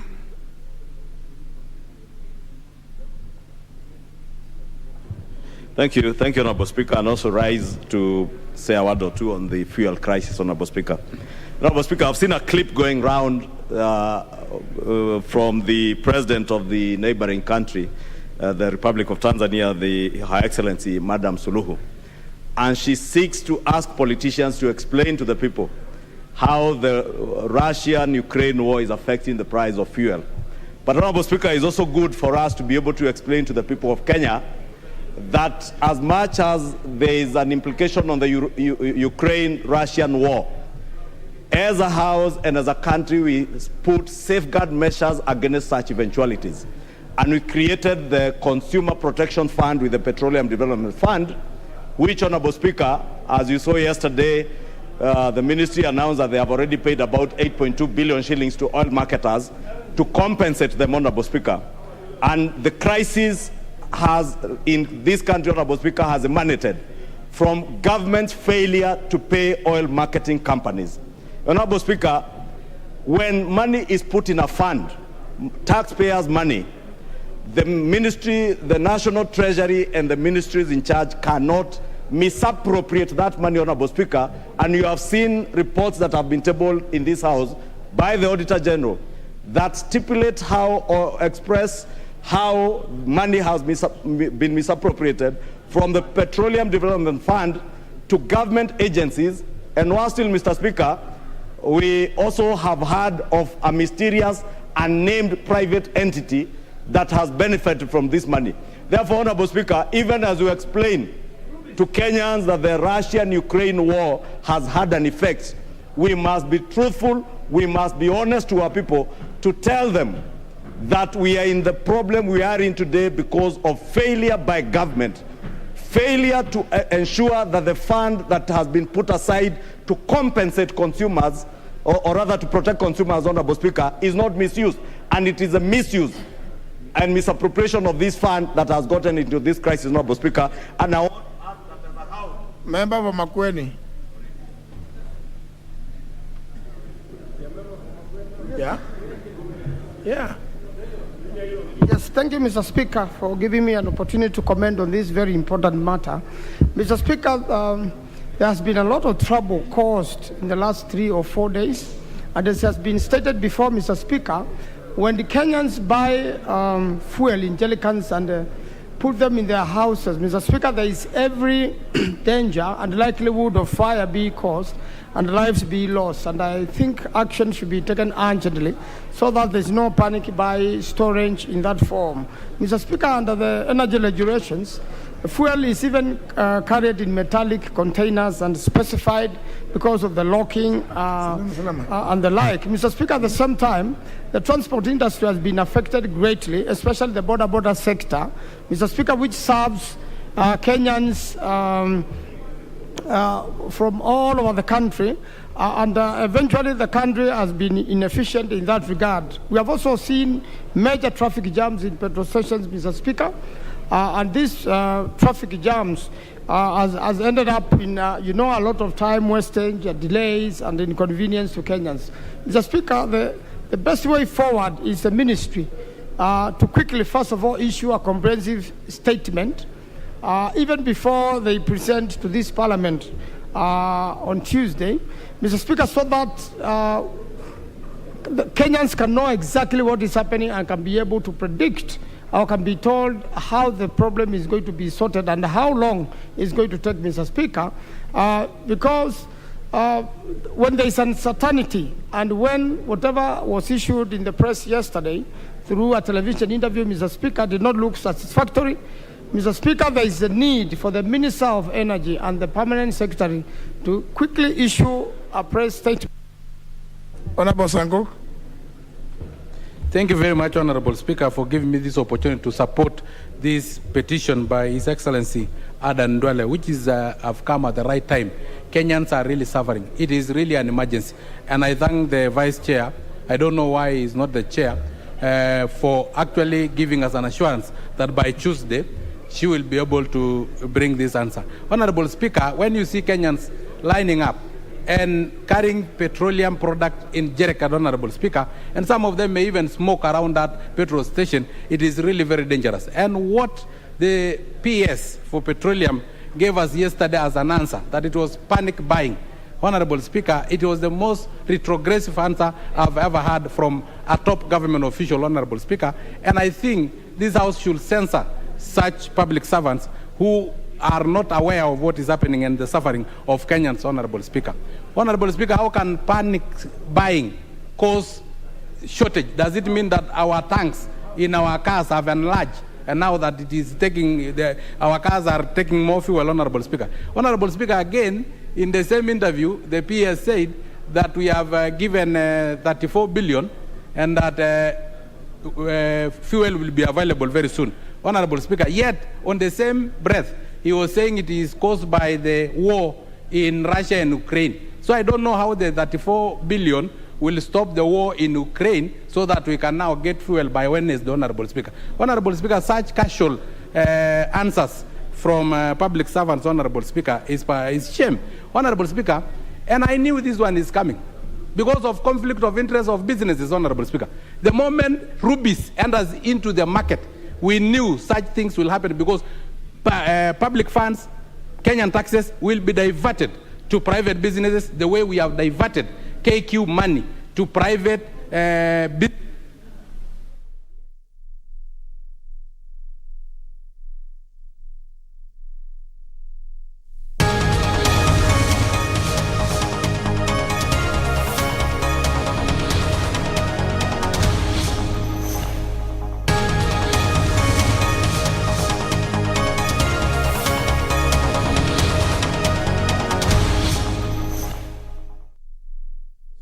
For farmers, fertilizer. Madam Speaker, how can you behave that way from within government? How can you become Mr. Blame Game and you are a deputy president of the Republic of Kenya? How can you be a deputy president whose business day in is to cry from morning to evening? It's a shame, Madam Speaker. And Madam Speaker, you know, at times, if you get a job that you think is so heavy for you, if you think you can't run, you cannot be a deputy to the President of the Republic, as provided for in Article 147 of our Constitution, you should resign, Madam Speaker. Or if you want to start practicing earlier, you become a member of the opposition, tell us, Madam Speaker, because we want to see a solution. The way Minister for Agriculture, Munya, has worked his way out and come up with a subsidy to help our farmers, to reduce the price of fertilizer to 2,600. Those are the solutions we want to see from our deputy president. But not just shouting, Madam Speaker. It looks so bad, Madam Speaker. So I hope, Madam Speaker, as we proceed, the government, and I'm talking about the president, his deputy and cabinet ministers, will meet and discuss the logistical challenges that we are facing as a country, so that this money that is owed to marketeers can be supplied, can be paid out quickly. The 30 billion, Madam Speaker, we do a mop-up of money from various areas. We get money, pay out these guys so that we can see fuel, enough supply of fuel in our to our petrol stations. Madam Speaker, we also need to find a solution of dealing with the unscrupulous business people who are hoarding fuel in the hope that the price will keep on going high so that they make a kill. This idea of saying we have a liberal market does not mean that we behave in a manner that only puts our profit interests at heart, but not the concerns of the poor mwananchi. I thank Senator Kangata for doing this. You know, I like Kangata is a bright person. Somebody else would have gone to issue a statement from his residence, but he has come to the floor of the House so that we discuss this issue and get a solution. Madam Speaker, even if you issue so many statements from your official residence somewhere, you'll never get a solution. But when you bring this issue to the floor, we discuss as elected representatives of the people, and we can propose solutions to the government. I want to congratulate you, Senator Kangata, incoming governor of Murang'a, and if you get some other friends, you whisper to them how they should do things in a tidy manner. I support, Madam Speaker. Thank you, Senator. Senator Wario Goli Juma. Asante sana, Madam Speaker, kwa kunipatia nafasi. Madam Speaker, watu wa Kenya wamepitia majangwa mengi, ikiwemo jangwa ya corona. Pia tulipitia ukame mrefu katika Kenya hii, na siku ya leo tuko katika jangwa ya kukosa petroli ama uhaba wa petroli katika nchi hii. Madam Speaker, mimi hivi majuzi nilisafiri na nilikuwa kati ya wale ambao walikuwa katika mstari mrefu ya kungojea mafuta. Wale walioathirika zaidi ni sekta ya boda boda katika sehemu ile mimi nimetoka, mpaka vile nimetembea nikakuja hapa. Madam Speaker, kwa kweli hoja hili limefika wakati mwafaka kabisa. Senator Kangata alileta hii hoja wakati ambao ni wakati unafaa, sababu jangwa hilo mpaka saa hii tunaendelea nayo. Na Madam Speaker, kama ungekuwa umetembea jana na juzi katika sehemu ya Nairobi, ukifika katika petrol station unaweza pata 1,000 pekee uwekewe kwa gari, sababu wanatengeneza hiyo ili watu wengi wapate mafuta. Madam Speaker, hakuna haja ya kumlaumu rais wa nchi hii, sababu rais aliinua kichwa na akaangalia, akajua kweli wakati huu ni wakati ambao mambo yote ya lawama inamwangukia yeye. Na siwezi sita kusema yeye amezingirwa na watu ambao wanamvuta nyuma, na ni lazima tuseme tukiwa katika seneti, sababu kama wezi wamekuzingira, kweli wezi wamekuzingira, na wewe ni utoke nje useme lawama zote zinaniangukia mimi, wacha nifanye kazi niweze kuepukana na hii balaa. Na hasa wakati huu ambao sasa hivi tunaongea, ni vizuri kabisa kuangalia jinsi shida hii isirudi tena. Kwa kweli nimeona amesaini bilioni 34 ya kuweza kupata petroli kwa urahisi. Sisi tumetoka sehemu ambayo ni sehemu haijaendelea, na mahali nyingi ni generator zinatumika, na generator inatumia mafuta. Hebu angalia kama hospitali yako inatumia generator na leo mafuta ikosekane, basi kutakuwa na jangwa kubwa zaidi, sababu hata operation haiwezi ikafanywa sababu hakuna mafuta. Na sehemu zingine pia ambazo sisi tunatoka, hata watu wa stima pia wanatumia stima ya mafuta. Kwa hivyo hiyo imefanya hali idorore kabisa, na Wakenya katika sehemu hizo wanakuwa na bahati mbaya. Kwa hivyo Madam Speaker, mimi ninamuunga mkono kabisa Senator Kangata, na pia nampatia kongole kwa kuleta hoja hii kwa wakati ambao unafaa. Asante kwa kunipatia nafasi. Minority Leader, Senator James Orengo. Madam Speaker, thank you for giving me this chance. I was not here when this motion was being moved, a motion to discuss a matter of urgent national importance. And I have the privilege at least to listen to one or two speeches, including the speech of Honorable Senator Abishiro on my way here. Madam Speaker, everybody knows that there's a crisis about fuel in the country, and that nobody can deny. And I think the sooner we get a solution to it, the better. And there are signs that the government has taken certain measures where it can to try and resolve the issue. My contribution really is on the basis that I would have suggested to Senator Kangata that instead of bringing this matter under a motion as a matter of urgent national importance, probably he should have directed Senator Kangata, are you listening to what minority leader is saying? Yes, I'm giving him a very good suggestion.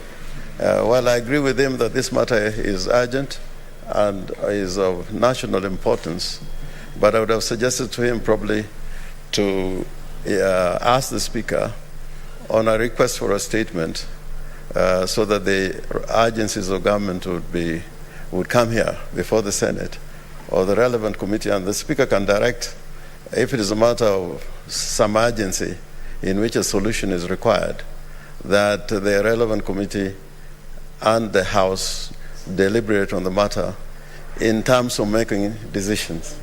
You know, I have always talked about Senate more particularly, that we tend to lament. We are a house of lamentations. We are not a house of solutions. And when we bring a motion of this nature, where we just talk and go away, it is just lamentation. We are not better than somebody holding a bunge la wananchi. You know, there are bunges of la wananchi everywhere in the Republic, and whenever there is even public participation in this house, you'd find members of bunge la wananchi all over, even in my own county, in my own ward. There's a bunge la wananchi, and I respect what they say. And yesterday had such a session.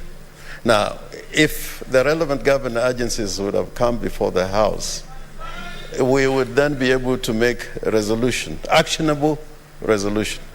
But at the end of the day, you're like a lawyer who has lost a case in court, and Honorable Kangata has been in court many times, and you've been paid a fat fee, and your client has been convicted. When he asks you, what do we do? And then you say, we shall appeal. Now, I think we find ourselves in such kind of situation. But the thing that must be said before this House without fear is that elements within government who are now preaching to government should go back and watch out how to do their job properly. And I heard what Senator for Nyamira was saying. You know, you cannot have a country in which the deputy president in the Republic of Kenya, in that high office, with the executive powers, there are powers which are allocated to that office that are outside the powers of the president, direct, including powers in IBEC. He is the only person under the law that is required to chair that institution. But now, if for 4 years you are just talking about yourself, in fact, he's not even talking about how to make Kenya great, it's just about himself throughout, how he needs to be president. It's like, somebody talking about going to heaven without going to church. I think this should change. This should change. But I'm glad that the signs are there written on the wall, that that particular individual will never be the president of the Republic of Kenya. It is written down. There's a time when I had doubts, but now I have no doubt. No doubts at all. And I've made many predictions before, which have come right. But this one, I am sure as the sun rises in the morning, that he shall never be the president of the Republic of Kenya. Because those who serve the country must offer solutions. Those who choose to be part of government, may I chose not to be part of government, but you have chosen to be part of government and be deputy president, and you are required to be a principal. Madam Speaker, just 2 minutes only.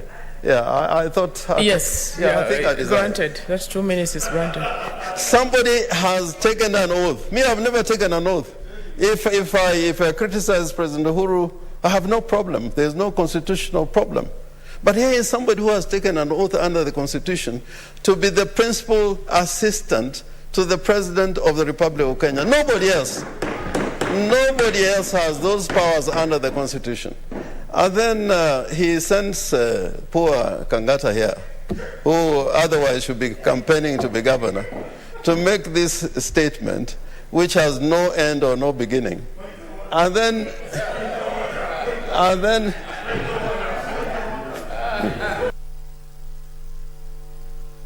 Kangata, you know you need to you should switch the intervention, not to shout. Just go back. I've not given you the opportunity. Just go back, sit down, and intervention. There is a button for that. Una card. Okay. Okay. Granted. Madam Speaker, is the minority leader in order to insinuate I've been sent by somebody to come and bring this motion, which seems to suggest he is not caring for the poor boda in Ugenya. He is not caring for the poor person in Kisumu. He is not caring for the millions of Kenyans. Mr. Speaker, the minority leader should be telling us about where they took the BBI money. BBI money that was wasted. Your point is subsidy money. Your point is taken, Senator Kangata. You know, that's not a point of order. Senator Kangata, I trained you, but somewhere you lost the path. And Senator Minority Leader, I'm sorry to interrupt you again. Senator Mugeni.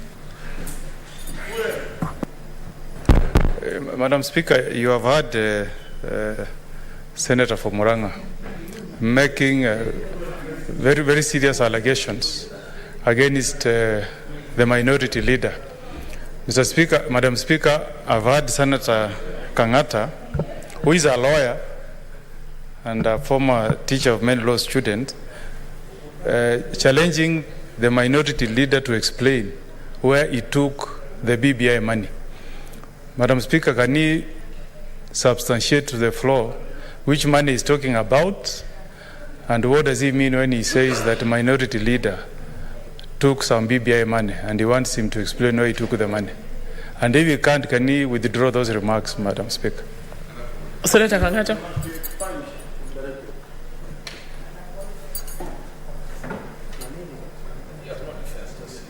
Una card. Madam Speaker, I rose on a point of order. To the best of my knowledge, another point of order cannot be raised as against another point of order. So allow me to restrict my issues to the minority leader. He needs to give me an explanation where he seems to suggest I've been sent by someone. I have not been sent by somebody like another government official to bring this statement. It has been motivated by the millions of Kenyans who are suffering as a result of this fuel crisis. Thank you, Madam Speaker. I think now that's much better. Senator Minority Leader. Yeah, I take that as an answer from an honorable member that he was not sent. But, you know, I'm looking at it in the context that he was one time the chief whip of the majority side. And certainly by his conduct at that time, my conclusion is that he was sent that time and has been sent this time. But having said that, Madam Speaker, the serious point is that when institutions work, governments work, the institutions within government, and all I'm saying that part of the dysfunction in government now is because of the conduct of the deputy president. Because, you know, he is the principal assistant. He can raise that matter in cabinet where we don't sit. He can raise it in those councils. Senator Lokorio, you have a point of order. Madam Speaker, I think standing orders allow that, because we are talking too much about the DP. Let those who are opposed to him bring a substantive motion here so that we discuss him. Because every person rising is just talking about that one DP. is not allowed. That's not allowed. Minority leader, please continue. Let me conclude by saying this. Let me conclude this. You know, we know who requires, if he's a member of the House. The deputy president is not a member of the House and is not the president. The starting orders are very clear. But what again agitated me to say what I'm saying is the contribution by somebody I really respect, Senator Moses Wetangula, added with a comment by the honorable senator from Muranga that they were calling for the president's resignation. You know, Senator Wetangula, and I say with a lot of respect, when it was possible, him sitting with the president, with Honorable Kalonzo, H.E. Kalonzo, and Raila Amolo Odinga, when there was a possibility that he may be the candidate, all was well with government. But now that that is not happening, he is taking the advantage, to hit back at the government, and I think that is not right. There is a way of doing things, and I think a statement to the relevant committee should have resolved this issue. And let it not be doubted that all of us speak for the people in this house, all of us. And this fuel crisis, I am sure, with the leader of the majority, together with the general, don't ask me who the general is, we are going to sit down and bring an appropriate instrument before the House to discuss this matter with some finality. I thank you. Thank you, Senator. Senator Matsitsa Naomi Shionga. Thank you, Madam Speaker, for giving me this opportunity to contribute on the motion brought by Senator Kangata. Madam Speaker, I want to say that Kenya, like any other country in the world, greatly depend on the fuel. And it all depends on the supply or the demand of the quantity of the fuel that this commodity is needed in the country. Madam Speaker, I want to say that Senator Kangata, it's good and it's good time. You did the well timing of this because this is indeed a crisis in the country. And I want to congratulate you again because you didn't take this one into written, a letter to the president, probably wanting to get what it is. But you brought it in this house so that legislators like us can discuss on it and find a lasting solution for Kenyans when it comes to this particular challenge that Kenya is facing now. Madam Speaker, it is usually such challenges or such a challenge in the country. It's just like COVID when it came. And it's usually affected or accompanied by traumatic effects, especially the effect that the fuel crisis has brought in the government or is doing to the citizens of Kenya. Madam Speaker, I was coming from my rural area to Nairobi, and I saw lines, rows, columns of people queuing to the petrol station. This shows clearly that we have a problem, and this problem needs to be solved by us and not bring blame game in this house, because we shall not be finding any solution for anybody. Me personally, I've been affected because I can't fuel my vehicles. What about any other Kenyan probably who is depending on other means of transport to move from one place to another? And this one goes a long way, Madam Speaker, affecting the porta sector, which carries majority of the informal employee of the Kenyans population. And Madam Speaker, it is so bad that currently the fuel shortage has greatly impacted negatively to this sector. And many have been affected, especially the livelihood of Kenyans has been affected. Madam Speaker, we cannot say that the current shortage of fuel one needs to take a political mileage with it.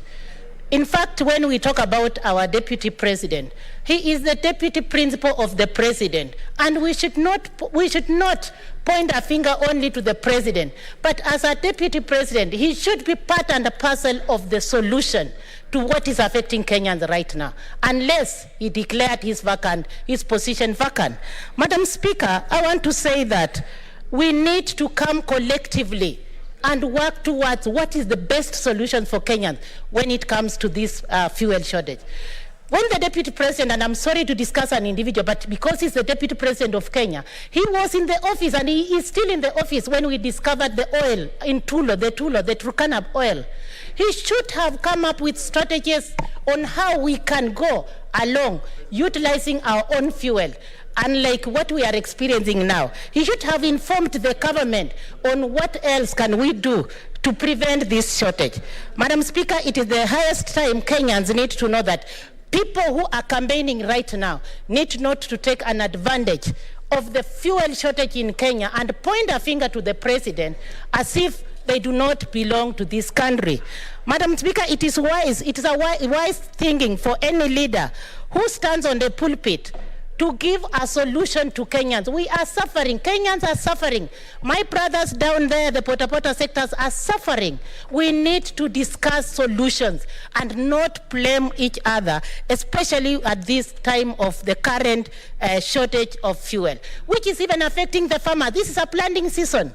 Farmers are having a problem, and this shortage, fuel shortage is more affecting any other commodity that is associated by transportation. So we need, and I want to urge the members of this House, that let us look for solutions that will heal Kenyans, and like pointing fingers to Kenya, to one individual, that he is the one who has done all this. Madam Speaker, give me only 1 second, and I want to finish by saying that we have cabinet secretaries, we have principal secretaries, we have sectors that really look into this fuel issue of fuel.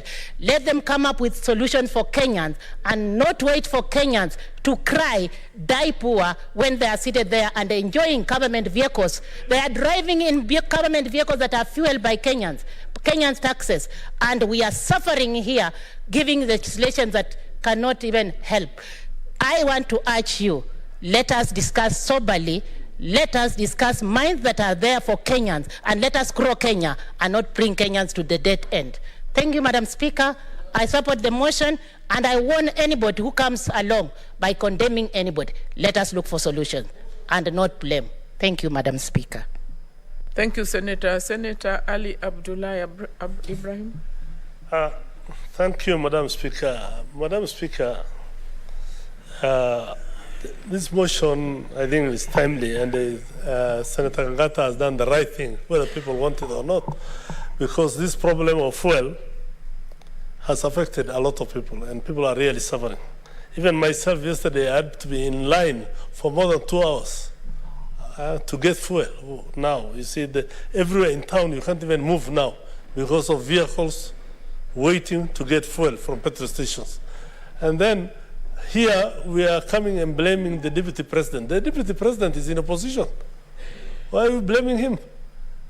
Let's talk about the government, which is part of us who are in government, and the opposition who has joined us. We ask ourselves, where did things go wrong? Because the deputy president has long time ago, he's just earning salary, but he's in opposition. So let's forget about him and ask those ones who are really concerned with these things and where things have gone wrong.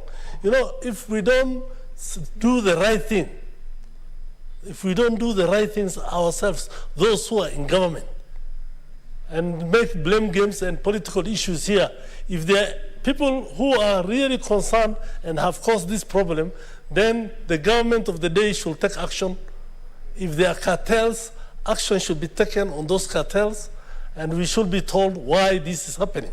If it is the government ministry who have failed to perform their duties, then we should ask them what really happened and where did things go wrong. So in this country, we should not always look at the political aspect of it. I think this is a very serious issue. Kenyans are really suffering, and we have responsibility to the citizens of this country. We need to defend our people where things have gone wrong. And we should not be trying to, cover up for when things have gone wrong. So as far as I am concerned, the individuals concerned, whether it is the petroleum ministry, whether it's other government agencies concerned, whether it is some individuals who have misused the powers they were given, including petroleum companies, whether there are others who are hoarding fuel to try and benefit from this. If it is issue of internationally, I can understand the war. Internationally will create some problems. The fuel prices might go up, yes, but Kenyans do not have to suffer because of interest of certain individuals who possibly want to benefit from these issues which have come up. It's all over the world. Problems are there. But this is the first time I'm seeing Kenyans lining up all over for fuel.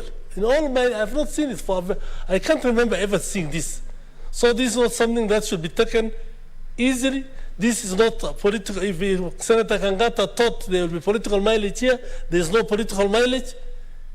And something has to be done, and we make sure that whichever government is in position, whether now or in the future, this is not repeated again, Madam Speaker. In some areas now, in those areas where we come from, some of us, transportation vehicles which transport passengers were already very few. Now even those ones, because of this fuel crisis, they are doubling the fares everywhere. And the people are really suffering. So this is an issue the government should take seriously, and those ones who are concerned should be acted upon. Thank you, Madam Speaker. Senator Wambua Enoch.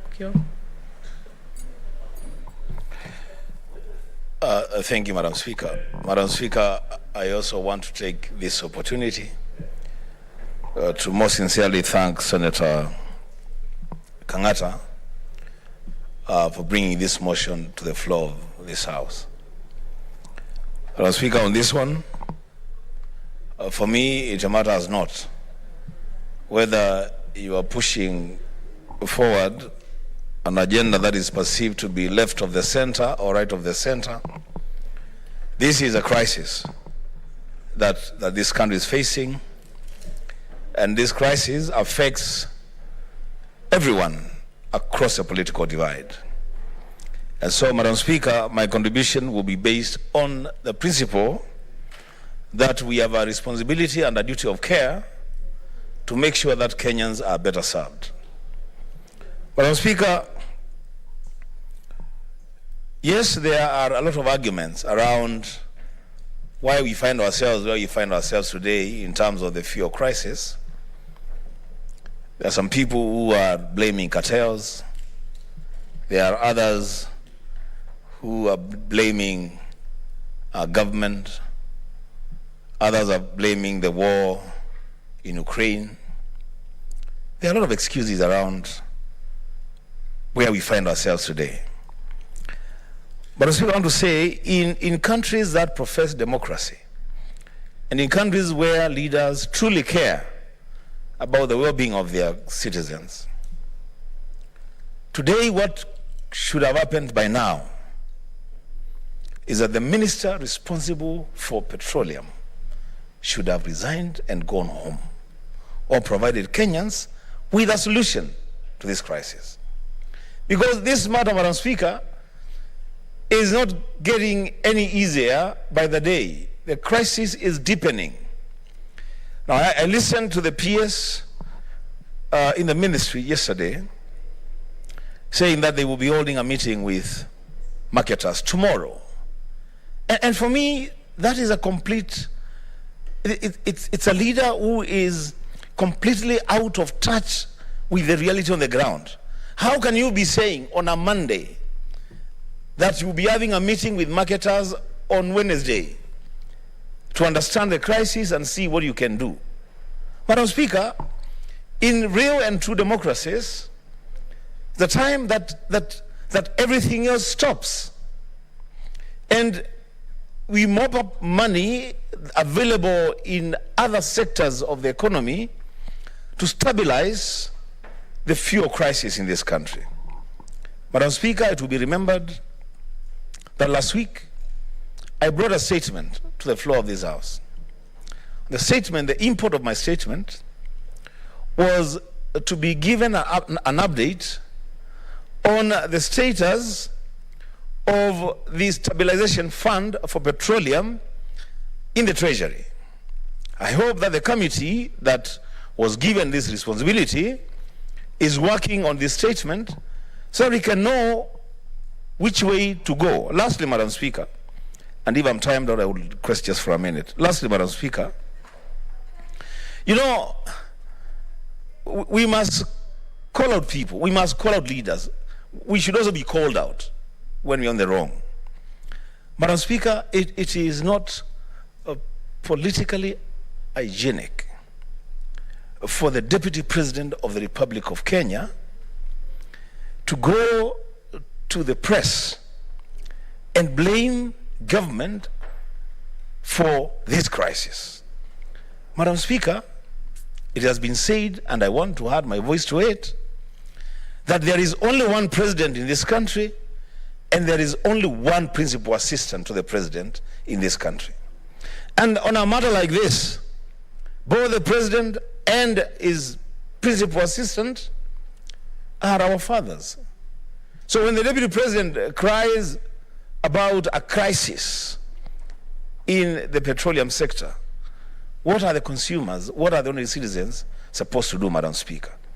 I want to call upon all of us, because we are all leaders, to do what it is that we have to do to ensure that we stabilize petroleum prices so that we may be able to stabilize the prices of other commodities. And of great importance and urgency is to ensure, Madam Speaker, that we have fuel running in those pumps from as early as this evening. I thank you, Madam Speaker. Senator Mudama Agnes Kavindu. Thank you, Madam Speaker, for giving me this opportunity to do my contributions to this motion from Senator Kangata. Madam Speaker, I think this crisis is here with us, just like the crisis of COVID was here with us. And I would ask the leaders of this country, instead of finger pointing, to look for a solution, and a permanent solution that will bring this petroleum crisis to an end, Madam Speaker, because now the transportation sector is suffering. People cannot travel comfortably and in time when they need to travel because of lack of fuel, and especially borders, and the people depend on borders, and this transportation sector, borders and matatus, they also depend on this for their income. And so they are not making enough income right now, and so they cannot put food on the table for their people or their families. Madam Speaker, I would maybe request the Ministry of Petroleum to look for ways and means of storing fuel in plenty, so that even when a crisis occurs, this was just a crisis of a day or two, and the whole country is crying. We should have ways and means of storing petroleum in a big way that even when any crisis comes to any country, or even when war breaks up, we will have enough to sustain us, even for a while, before people start crying and people start pointing fingers and calling names. And so, Madam Speaker, I will also join the rest of us to say that the President is not the cause of this alone, but the whole leadership of the nation should come together and look for ways and means. And so it is surprising that the deputy president can point finger at the president alone. Him being his deputy is part and parcel of this problem, and so they should look for ways of amicably solving this problem together.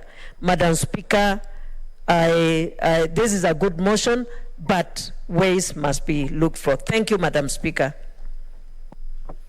Finally, Senator Olekina Ledama, Senator for Narok. Thank you, Madam Speaker. Madam Speaker, I rise to support this motion, which is quite timely on the current crisis that we have in this country. Madam Speaker, I was listening earlier on to Senator, the minority leader, equating this House to Bunge Mtaani, where people sit down and lament. And I too feel that's exactly what we're doing. We have a crisis in this country, and I think earlier on, the Principal Secretary in charge of petroleum and mining equated this to a run on the bank, where when the financial institution sent out an alert that they are running out of cash, all customers run to be able to withdraw money. Yes, we have a problem, and this problem is not only in the fuel sector. This problem is also affecting the cement industry. Madam Speaker, right now a bag of cement is retailing at almost 900 shillings here in Nairobi. In places like Narok, it's retailing at almost 1,000 shillings because we have a big problem when it comes to the issue of the clinker, the importation. These are things that the government ought to sit down and really try to put them into order. Because if we are having a problem with OMCs, where they're saying that their subsidy has not been paid to them, and they send out an alert, and then Kenyans, out of panic, rush into the petroleum or petrol stations to buy all the fuel they can be able to buy, of course we will not be able to control this. So, Madam Speaker, mine is to call upon the ministry in charge of petroleum and mining to take a much more sober approach in trying to figure out how to deal with this. Madam Speaker, I'm beginning to really wonder what sort of management training do most officers in this country go through. We have the same problem in county governments where people, once they deduct the statutory deductions, they don't remit them where they're supposed to be remitted. So you ask yourself, why are you deducting in the first place? If you don't pay KRA, if you don't pay NSSF, if you don't pay NHIF. Here we have now KRA, instead of solving the problem of the clinker, importation of the clinker in the port, Kenyans are suffering. This country, Madam Speaker, we are hit on an annual basis by a crisis. We talk about the issue of COVID-19. It has destroyed very many businesses. We talk about the problem of the construction. When we are talking about building the industries in this country or really investing in the manufacturing sector, now cement manufacturers are paying through their nose or noses to be able to import the clinker, which ordinarily they would get it cheaper and it would pass through the port of entry without any problem. This fuel crisis, Madam Speaker, I was in Turkana yesterday, and I would request, Madam Speaker, you just add me 2 more minutes. I was in Turkana yesterday, and when you are flying over, you would see people queuing, and you'd ask yourself, what will this... Yeah, you still have that 2 minutes. Thank you. You ask yourself, what ripple effect will this have on the economy? Where people are queuing for over 2 hours to be able to buy fuel for them to transport people from one place to another. Suppose that was a person who was sick, who needed to go to the hospital. That person will not only die, or maybe their chances of living be reduced. And also, in terms of even what that poor Kenyan will take home on that particular day will be reduced, because they'll be reduced to only carrying one customer. And maybe when you carry one customer, you will spend the whole day queuing to pay 50 shillings. And the ministry is now equating it on a run on a bank where it's panic buying. Really, I think we need to pull up our socks when it comes to the issues of management.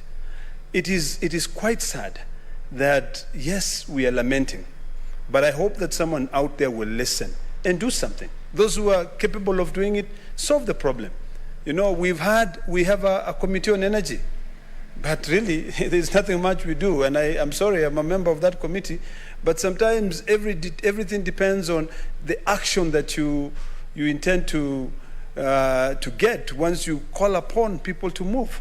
So we've got a crisis. We've not only got a crisis in the fuel sector, it is about to even get worse, Madam Speaker.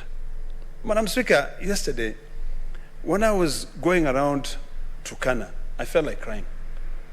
I even regretted somewhat as to why I fight so hard for a lot of money to go to counties, when I know there is over 14 billion that goes to Turkana, yet people are continuing suffering.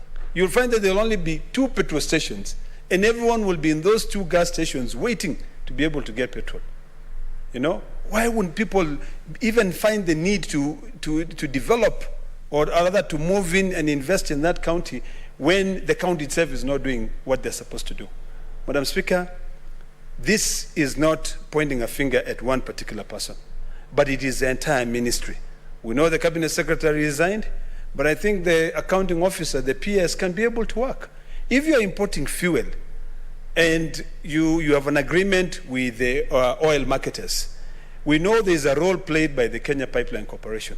Why not bring all these three people together, make sure on a quarterly basis, and particularly ERC, the Energy Regulating Commission, why not sit down and say, okay, oil marketers, we've got X amount of money that belongs to you, we release it quarterly. So, Madam Speaker, the problem is really not Kenyans, like what the Cabinet Secretary was, the PS was trying to imply. The problem is the ministry itself.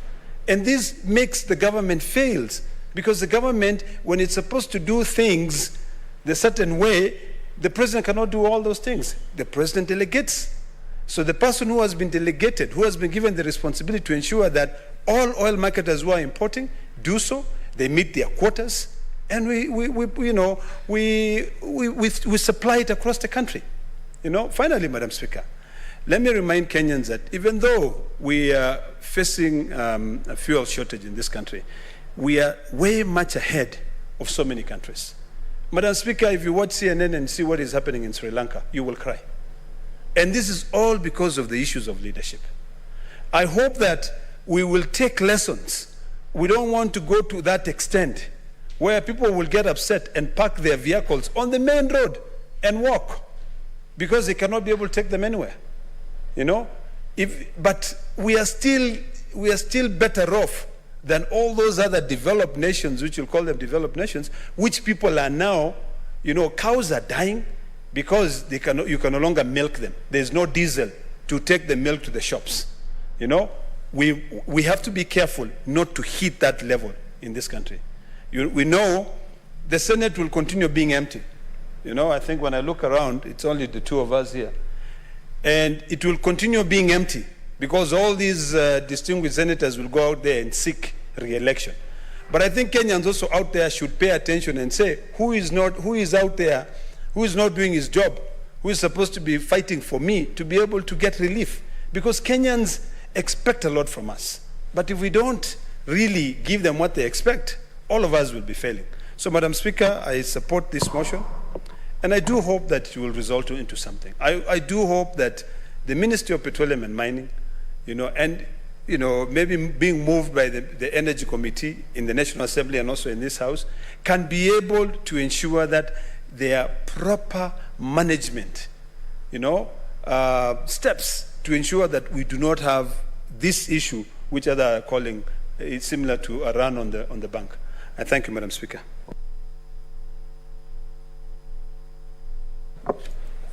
Honorable Senators, the Senate already adjourned by dint of the motion under Standing Order number 34, which has now been concluded. The Senate, therefore, is adjourned until tomorrow, Wednesday, 6th April 2022 at 2:30 p.m.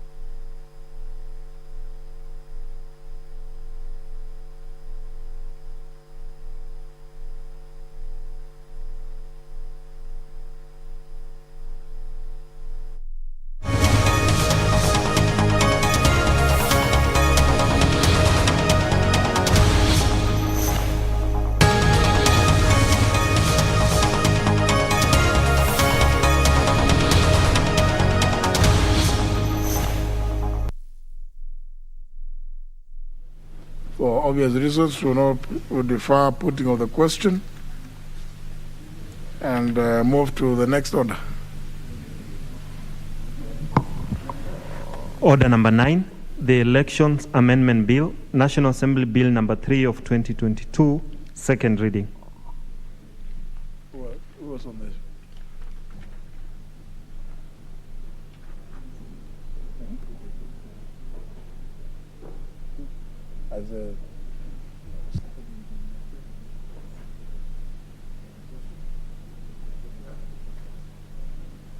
But any member is at liberty there to.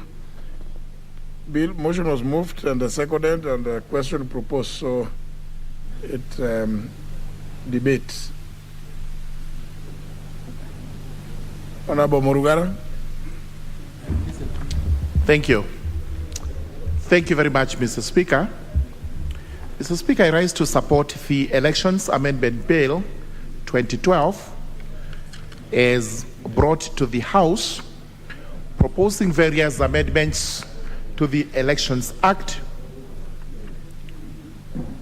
And as a member of the Justice and Legal Affairs Committee, I confirm that we sat and went through this bill, and we confirmed that in spite of the fact that the election cycle has already kicked off, there are pertinent provisions of this act which we can apply even to the coming elections, such that we have made a provision that the commencement date of the amended law will be the date of gazettement.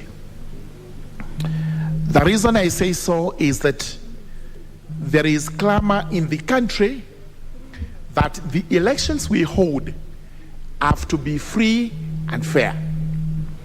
And everybody is crying over this, that let us have credible elections where the loser is going to concede and the winner is going to be applauded. We do not wish to have tags of war, whether in the streets, whether in the courts, regarding elections, especially where it is contended that those elections are flawed. These election amendments are proposed principally by the IEBC, and the main purpose is to ensure that even the decisions of the courts, decisions that have been coming out from time to time as regards how we have conducted our elections in the past, are actually adhered to, and those decisions are anchored in statute law.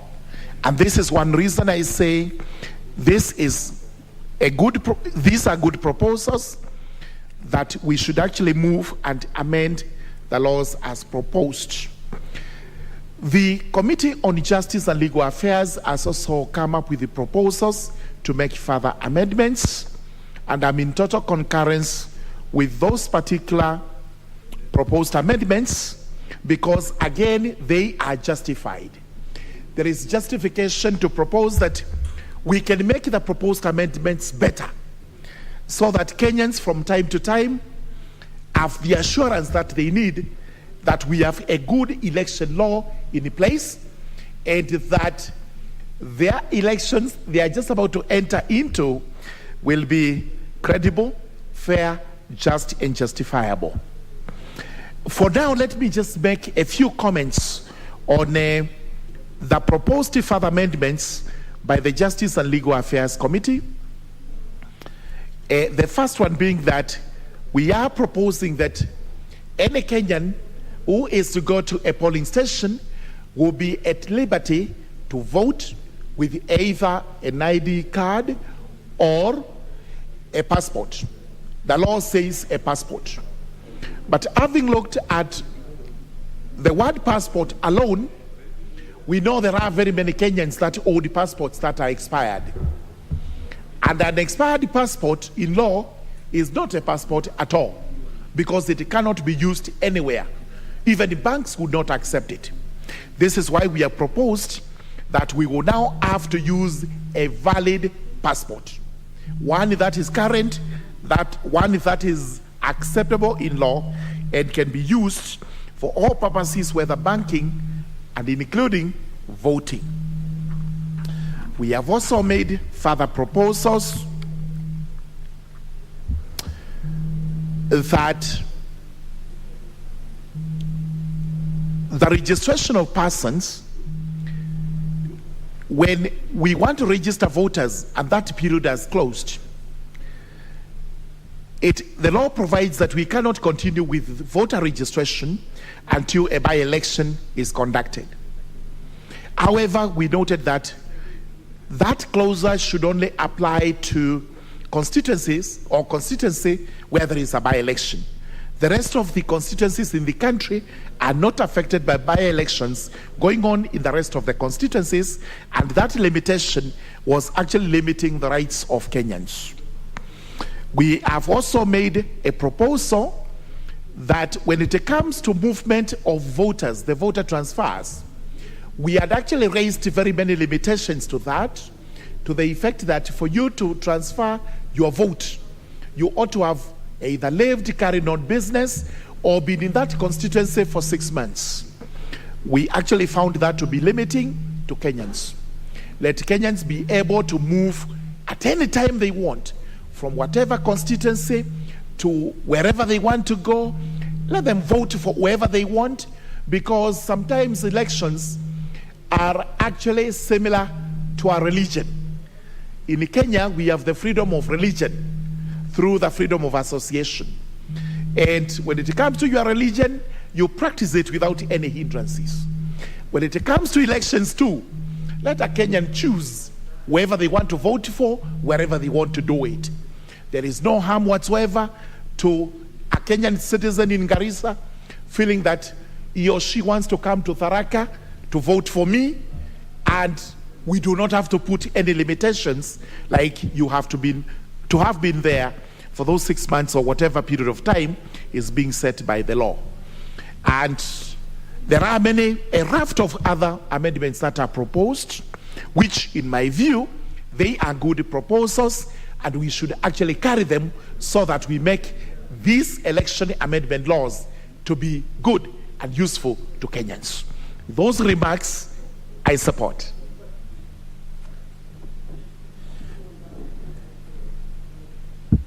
The Honorable Nyenze Edith.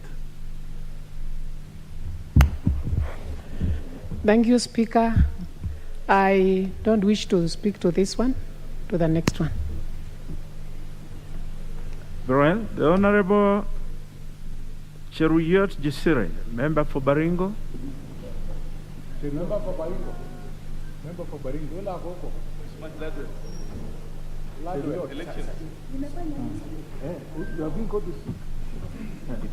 Yeah, the Honorable Thank you, Mr. Speaker, the sir. Honorable Jesire, proceed. Yes, Mr. Speaker, sir, sorry, I was consulting. And Mr. Speaker, I don't know, I'm not comfortable with bringing a new law at this time for elections. I don't know what is short in the current bill that make us bring this bill at this time. I'm not very sure if we need it now, Mr. Speaker, and I'm speaking my mind. And when I went through and perused, Mr. Speaker, I realized that one of the amendments that is really required and proposed by IBC is that the presiding officer becomes the final person in transmitting results from the polling station to the national office. So, Mr. Speaker, I don't know if this bill serves as well now. I come from a school of independent opinion. I don't feel like we should really struggle at this time when members are really more than a quarter of the members are at the ground there trying to struggle for nominations. It may not carry the opinions of the majority, and as a person who is going to go through these elections, Mr. Speaker, I oppose, unless I'm opposing, yes. I'm not supporting it, Mr. Speaker. Any amendment that is there, I'm not supporting it now until otherwise stated. But for as far as now stated is concerned, Mr. Speaker, I am not supporting any amendment in the current bill. Thank you, Mr. Speaker. The Honorable Church Uganya.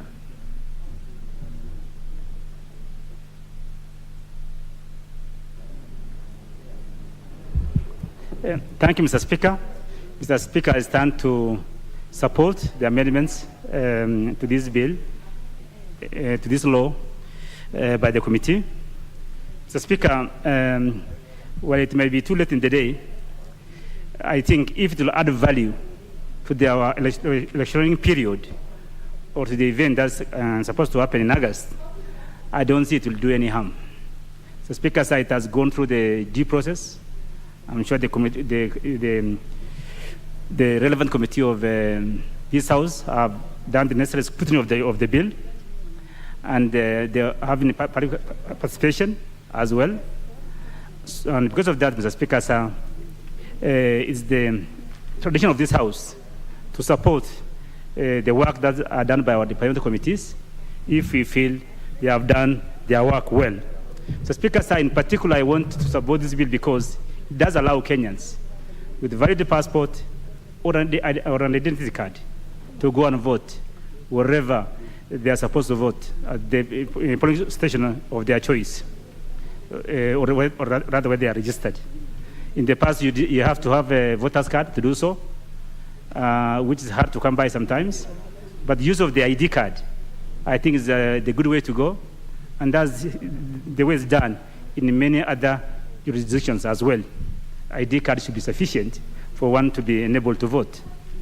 I've also listened to the other amendments that the mover of the bill proposed.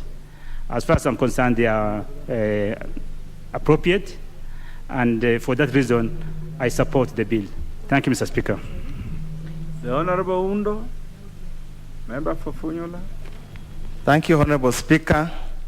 Any amendments to the election law at this particular time needs to be looked at very, very carefully to ensure that it does not defranchise or literally harm any particular participants.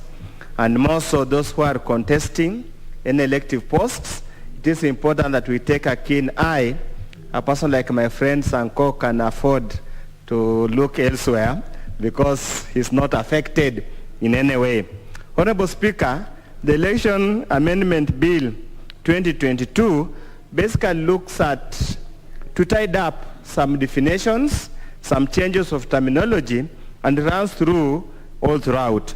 For example, Honorable Speaker, we are looking at now, instead of the nomination that we normally take our nomination papers to IBC before the election, we are now looking at registration of a candidate. Honorable Speaker, the vogue term now doing round most countries at the party level is normally party primaries, probably at the opportune time at the committee of the whole House, instead of the definition of nomination given in clause 2 of the bill, we could actually look at party primaries and expand that definition so that we encounter or put into place what we talked about in the actual political parties bill so that we synchronize everything. Honorable Speaker, then as I said, most of these are basically issue of terminologies and the rest. However, Honorable Speaker, I want to spend a little of time to look at clause 20 that seeks to amend section 39 of the Election Act. Honorable Speaker, it gives a systematic chronology of the process of transmitting results from the polling center or polling station all the way to the National Tallying Center, and specifically, Honorable Speaker, deals with the issue of the presidential election.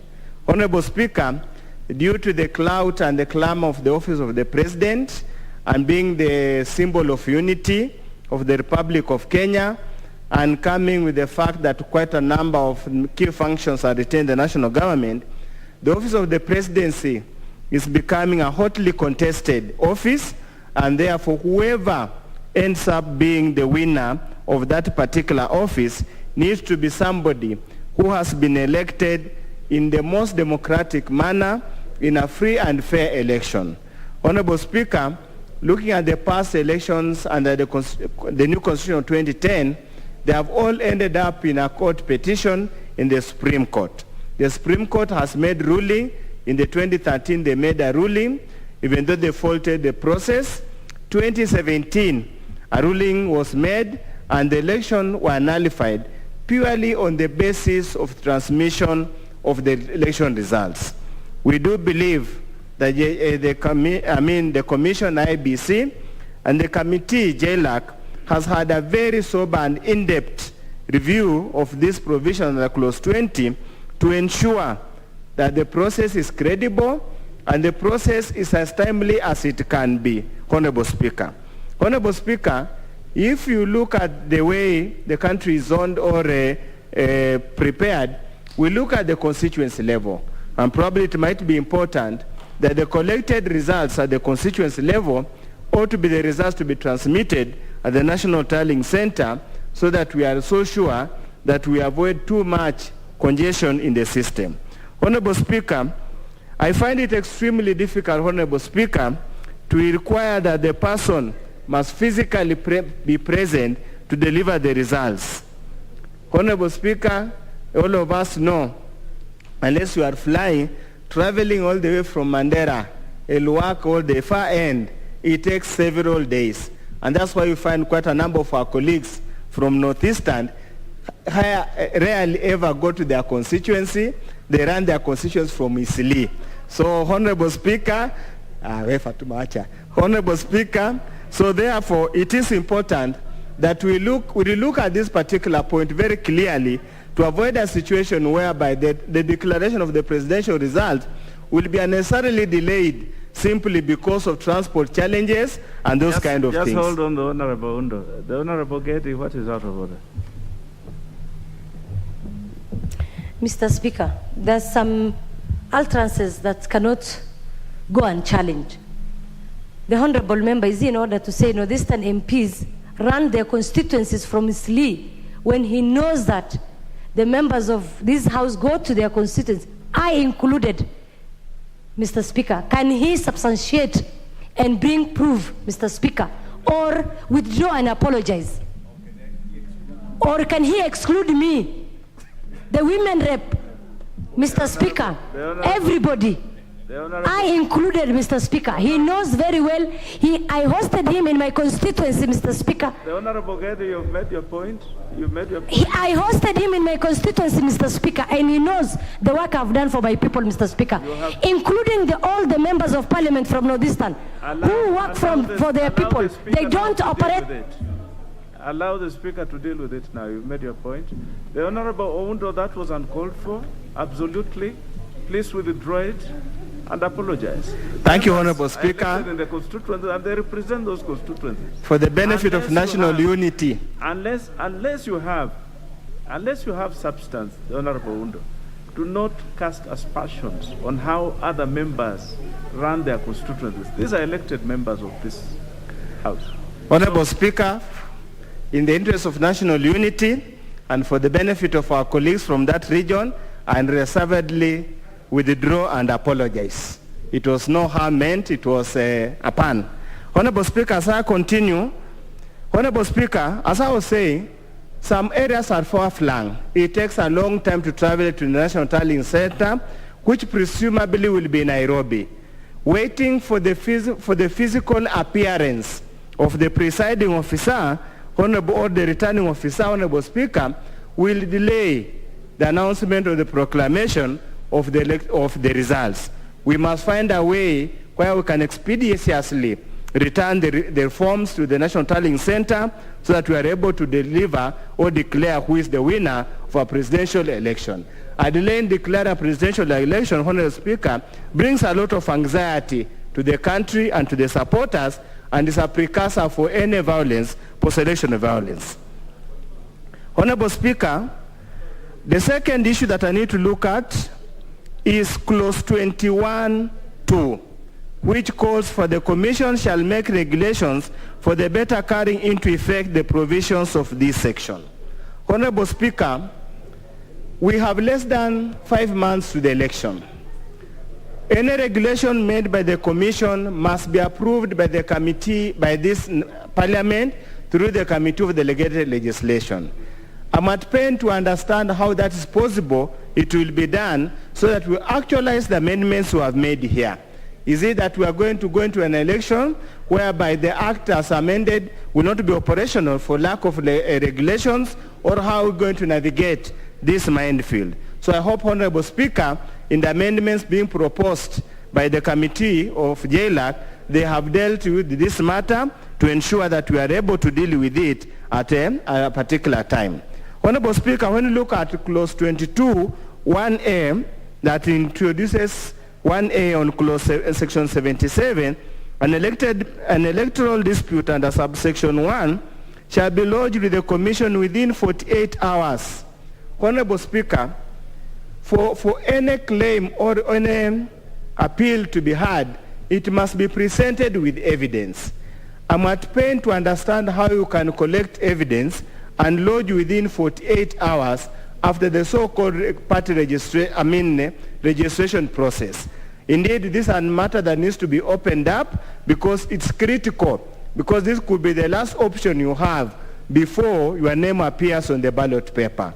It is indeed that important that we give an extended period of time to allow any appellant, any victim, or any aggrieved person to gather adequate evidence to ensure that whatever appeal they lodge it has got some merit and can withstand any judicial process. Finally, Honorable Speaker, when you look at section 20, clause 23, they have made a capping that any appeal, any petition arising out of the election at the county assembly will only end at the High Court.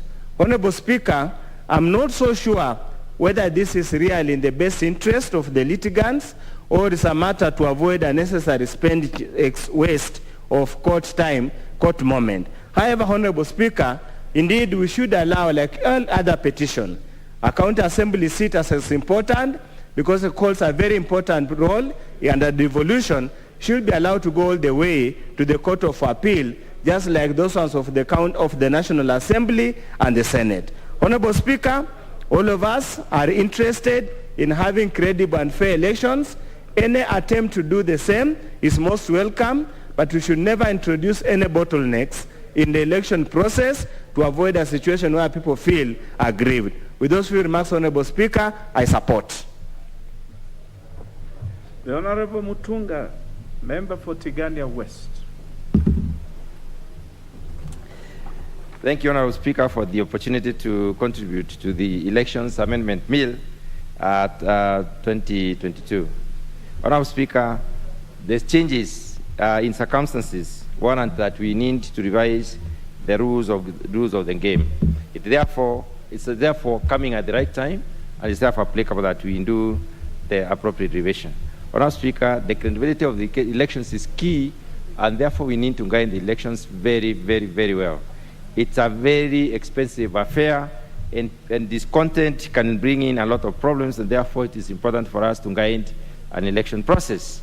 Honorable Speaker, for the IMBC to have proposed this particular amendment, to come up with this legislative proposal, they must have, among other things, realized that there's some mischief that needs to be cured before the general election.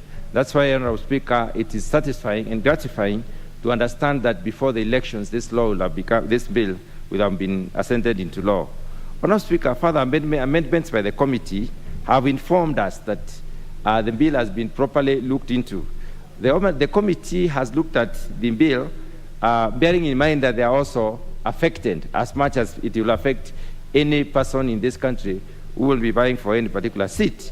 Therefore, the committee members have given us the comfort that the bill is in good shape and it will support everyone. And therefore, it complies with the general requirements in terms of integrity, ensuring integrity of the election process and the integrity of the conveyancing system, the integrity of the management of the election itself. Honorable Speaker, the proposal to use the ID and also the passport and not the Unduma number is key because many people have not gotten their Unduma number, although the intention to have the Unduma number is understood to have harmonized the many numbers that somebody has, and therefore it could have been, considered as an appropriate, identification means to be used. However, to stick to the identity card, which is popularly understood by most of the Kenyans, and or the passport, which is also should be it should not have expired. I think it is good to stick to that. Honourable Speaker, the transfer of votes from one part of the country to another was the provision that people should not register in places where they have not been for 6 months, I think was not in very good faith. People change, Honourable Speaker, based on various circumstances, based on convictions, based on their own interest, and based on many other issues. People can even change the very last minute.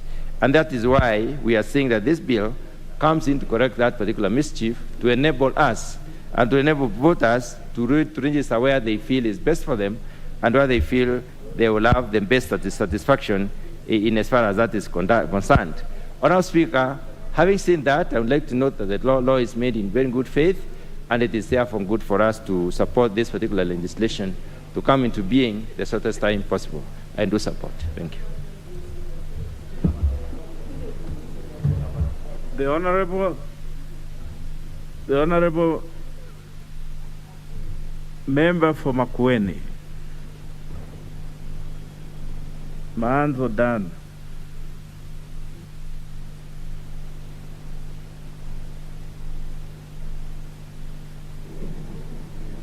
Another one? Oh, thank you, Mr. Speaker. Mr. Speaker, thank you for giving me an opportunity to discuss this very important bill. Mr. Speaker, an election law is very sensitive, and when I looked at this act and the previous act, Mr. Speaker, I came to the conclusion that although this was proposed by the IBC, it could be an over legislation, Mr. Speaker, on things which are already settled and which have already been practiced since 2011 and have been useful. Mr. Speaker, the only new useful thing I've seen is whereby when it comes to the county election petitions, Mr. Speaker, the High Court becomes the final court in determination of that county election, such that it does not bother the High Court, the Court of Appeal and the Supreme Court. And Mr. Speaker, that's an improvement, as I've seen, because there was no law limiting that, and an MCA could petition all the way to the Supreme Court and take a lot of time of the court unnecessarily. That could be an improvement, but mainly whatever has been introduced here, Mr. Speaker, and although the Committee on Justice was unanimous that this is good law, Mr. Speaker, there's a lot of repetition, and it has to bear in mind of the recent political parties law we passed in this House and went to the court, went to be approved by the Senate. Mr. Speaker, this will also follow the same process. So I'm wondering, Mr. Speaker, whether we have time to debate this law here, pass it here, take it to the Senate in the middle of nominations, have it approved by the Senate, probably some mediation, and then before the House adjourns and die, end up to the President for signature.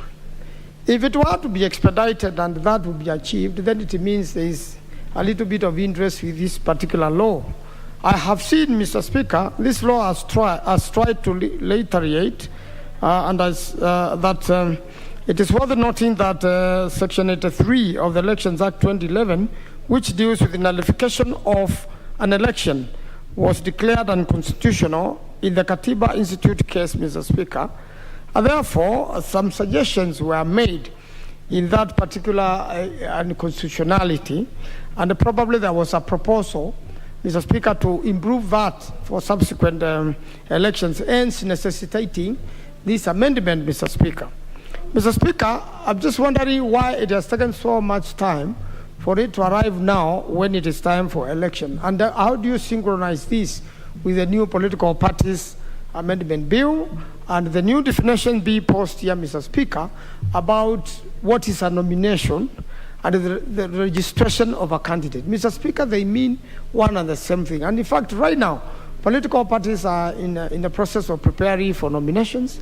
My political party, WIPA, has had meetings today in relation to the same. Tomorrow we'll meet all its candidates who want to go for nominations.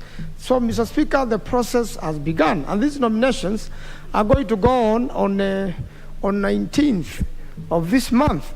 And I believe different other political parties, including ODM, which is a very vibrant political party and whose nomination ticket is highly coveted, more coveted than even in UDA, as they have claimed.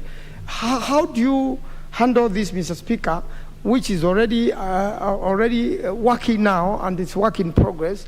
And although this came from IBC, how are we going to make sure that then this law is used usefully now? I think, Mr. Speaker, this law will be used in subsequent elections, but not this particular election. If it moves very fast and catches up with this particular election, probably some of information and material and the practice in this will be useful. Mr. Speaker, I participated in the last two presidential election petitions at the Supreme Court as an advocate of the High Court of Kenya. The second one, which was successful, the biggest problem was revealing the information in the server, which was not revealed. And it goes back to what is now being introduced in this law, that, Mr. Speaker, the presiding officer in a police station becomes a final determinant of that police station as to what is the total sum of the electoral count, and is immediately wired to the tallying center. Mr. Speaker, I think we have given too much power to the wrong person, a presiding officer. The right person is the returning officer of that constituency. And within the constituencies, that particular constituency, it is easy to get the sum, and it's easy to have the returning officer accountable. But now we are making a presiding officer accountable. Then if you are going to sue, even, it means you are going to include that presiding officer as part of the suit, Mr. Speaker. So it really brings in a lot of work. I don't think the IBC thought clearly. I don't think our committee of JLAC thought what it is, and we have a lot of election petition practitioners there, including my good friend Kaluma and TJ Kajwang. They understand this very well. So it begins increasing the number of people you sue, because the returning officer is one of the determinants. And therefore, suppose that particular person wires the wrong information, and that, bearing on the magnitude of an election. Suppose then we have several errors planned in many police stations in the country. Mr. Speaker, even the Supreme Court will have difficulties determining who won the election, Mr. Speaker. And that is a recipe for chaos in the country. So I thought when it goes to third reading, Mr. Speaker, we must really purify and clean up this law and be practical, be systematic, so that, Mr. Speaker, we don't end up with a law which is impossible to implement, and which the returning officer, we are talking of just a few 120 days or thereabout to the next election, August 9th. This could really give us a challenge. And I don't think proper justification was given by IBC. And I'm usually one of the members of parliament who really want IBC to function, and want IBC to be practical, want IBC to be useful to this country, because it is so key into our election, Mr. Speaker. That affects the presidential count, and also affects the county results. Remember last time we had quite a number of election petitions for governors, and they end up in a lot of contention, Mr. Speaker. Some of them went even up to Supreme Court out of some of these issues because of the 54%, Mr. Speaker, which was very prevalent. And in the case of the Machakos County gubernatorial petition, Mr. Speaker, you remember the High Court approved it, but the Court of Appeal overturned it, Mr. Speaker. Then when it went to Supreme Court, again it went back to the position of the High Court. But you could see, Mr. Speaker, you could see what was the problem was the collection of data and what was happening at the police stations. In fact, Mr. Speaker, in that there were extra police stations which had never been gazetted or did not belong to IBC, hence the way the results ended up. And even opening up the ballot boxes became a challenge, Mr. Speaker, because they had already been interfered with the storage.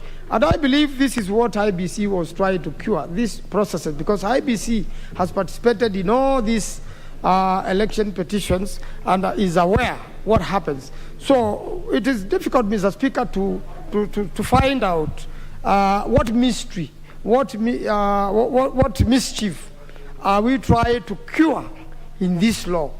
Is it just a law for the sake of IBC say we amended an act after 10 years?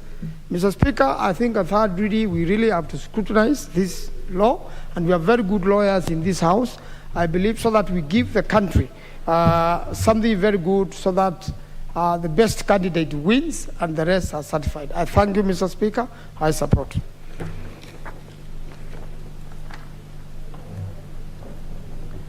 The Honorable Manzo, I think you have spoken to something that is very important, and I hope the Honorable TJ, who is sitting in as the anchor for that committee, has noted it and will be able to deal with it as we go along. Because all of us, you have participated in those petitions, and you know the returning officer in the constituency is quite vital. So if we are going to spread it all the way to the presiding officer, to be held clearly accountable. I don't know. But I hope you have listened to what he has said, but I think he has a point there that needs to be cleared. The Honorable Ole Sankok. Thank you very much, Honorable Speaker, for giving me this opportunity to also inject my voice on this very important bill of the Election Amendment Bill 2012 of National Assembly. Honorable Speaker, but from the onset, I oppose. Because, Honorable Speaker, I don't understand who is chasing who and what is the urgency. Honorable Speaker, we are just from the political parties amendment bill. We are approximately 122 days to the general election. Honorable Speaker, is IBC bringing amendments so that they can have an excuse as to why they did not conduct a free and fair election, because these amendments were done while they were prepared using the old act? Honorable Speaker, we must be wary as a House, because preparation of an election is not in one day. It is a process. And if you change the rules of the game midway, Honorable Speaker, you will have a lot of excuses as to why some players played it rough, Honorable Speaker. So, Honorable Speaker, to me, unless this bill is meant for the election of 2027, if it is meant for the election that is due in 120 days, Honorable Speaker, then it is not attainable in the first place if it has to go through the normal channel of a normal bill. But if it becomes a normal bill that is being pushed down the throat of the National Assembly and bulldozed the way BBI was done, Honorable Speaker, then we are risking. And this is not the time to have anything that will raise temperatures during this time that we are just a few days to the election. Honorable Speaker, particularly when it talks about transfer of voters, you know, Honorable Speaker, there must be a reason. There must have been a reason that voters can only transfer their voting rights if they stayed in that constituency for more than 6 months, Honorable Speaker, because they must understand who they want to elect. It's about development. It is about track records.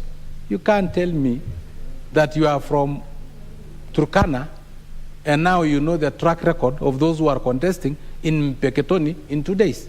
It's not possible, Honorable Speaker. Honorable Speaker, this one also may disadvantage some small communities some tribes, Honorable Speaker, which the Constitution had counties and constituencies to safeguard their interests so that they can have their representation in this House.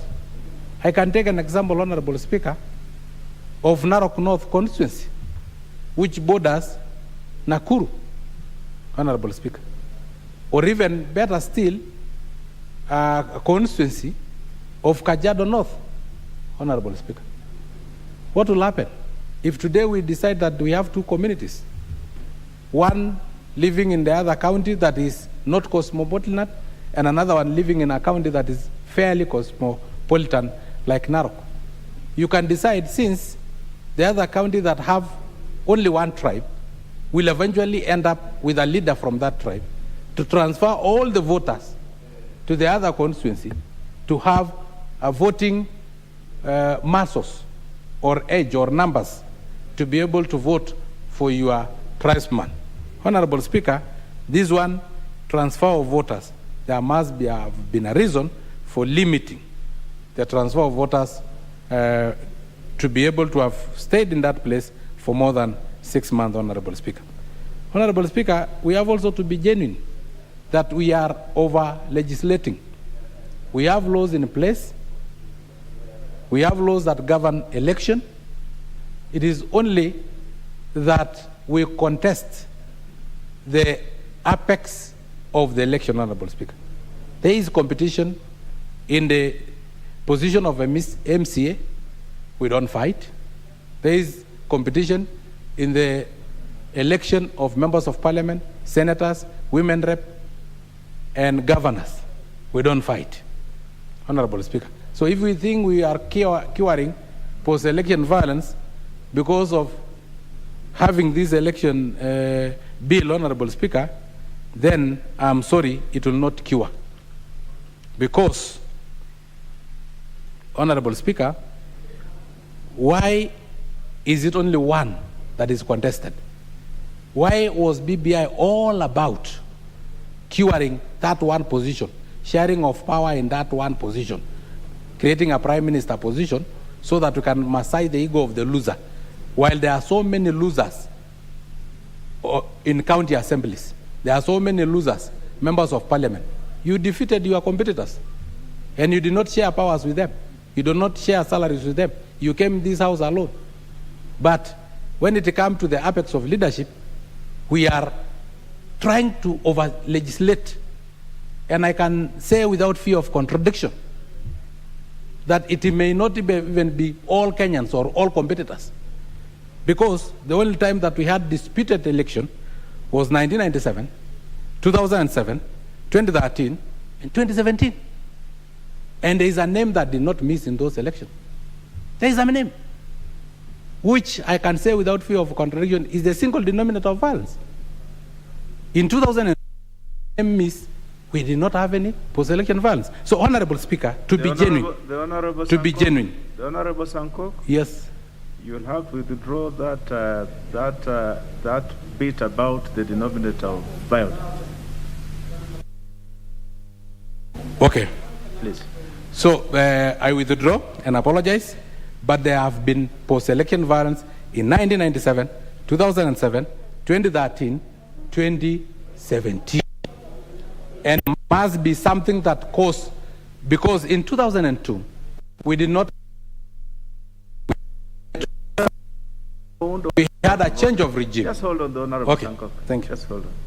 Honorable Speaker, despite the fact that we have asked Honorable Sankok to withdraw some line of argument that seems to have no basis at all, he seems to have continued in the same line of argument, which surely is again disrespectful to the office of the Speaker.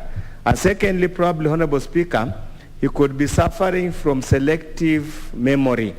He remembers there was 1992, we had post-election violence, and I wonder why he's selecting a few and not selecting all of them. Indeed, this is the tragedy of our Kenyan politics. Thank you, Honorable Speaker.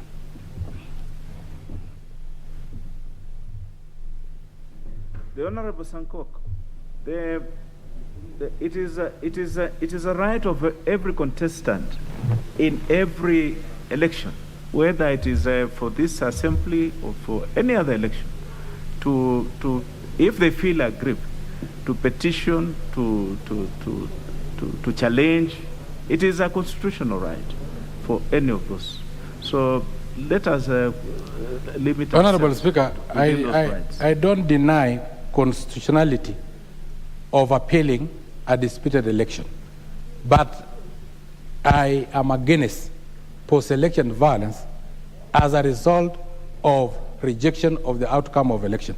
And thank you very much, Professor Undo, for reminding me that in 1992 we also had post-election violence. So those I had forgotten, but you also be assured who rejected the outcome of the election. You will.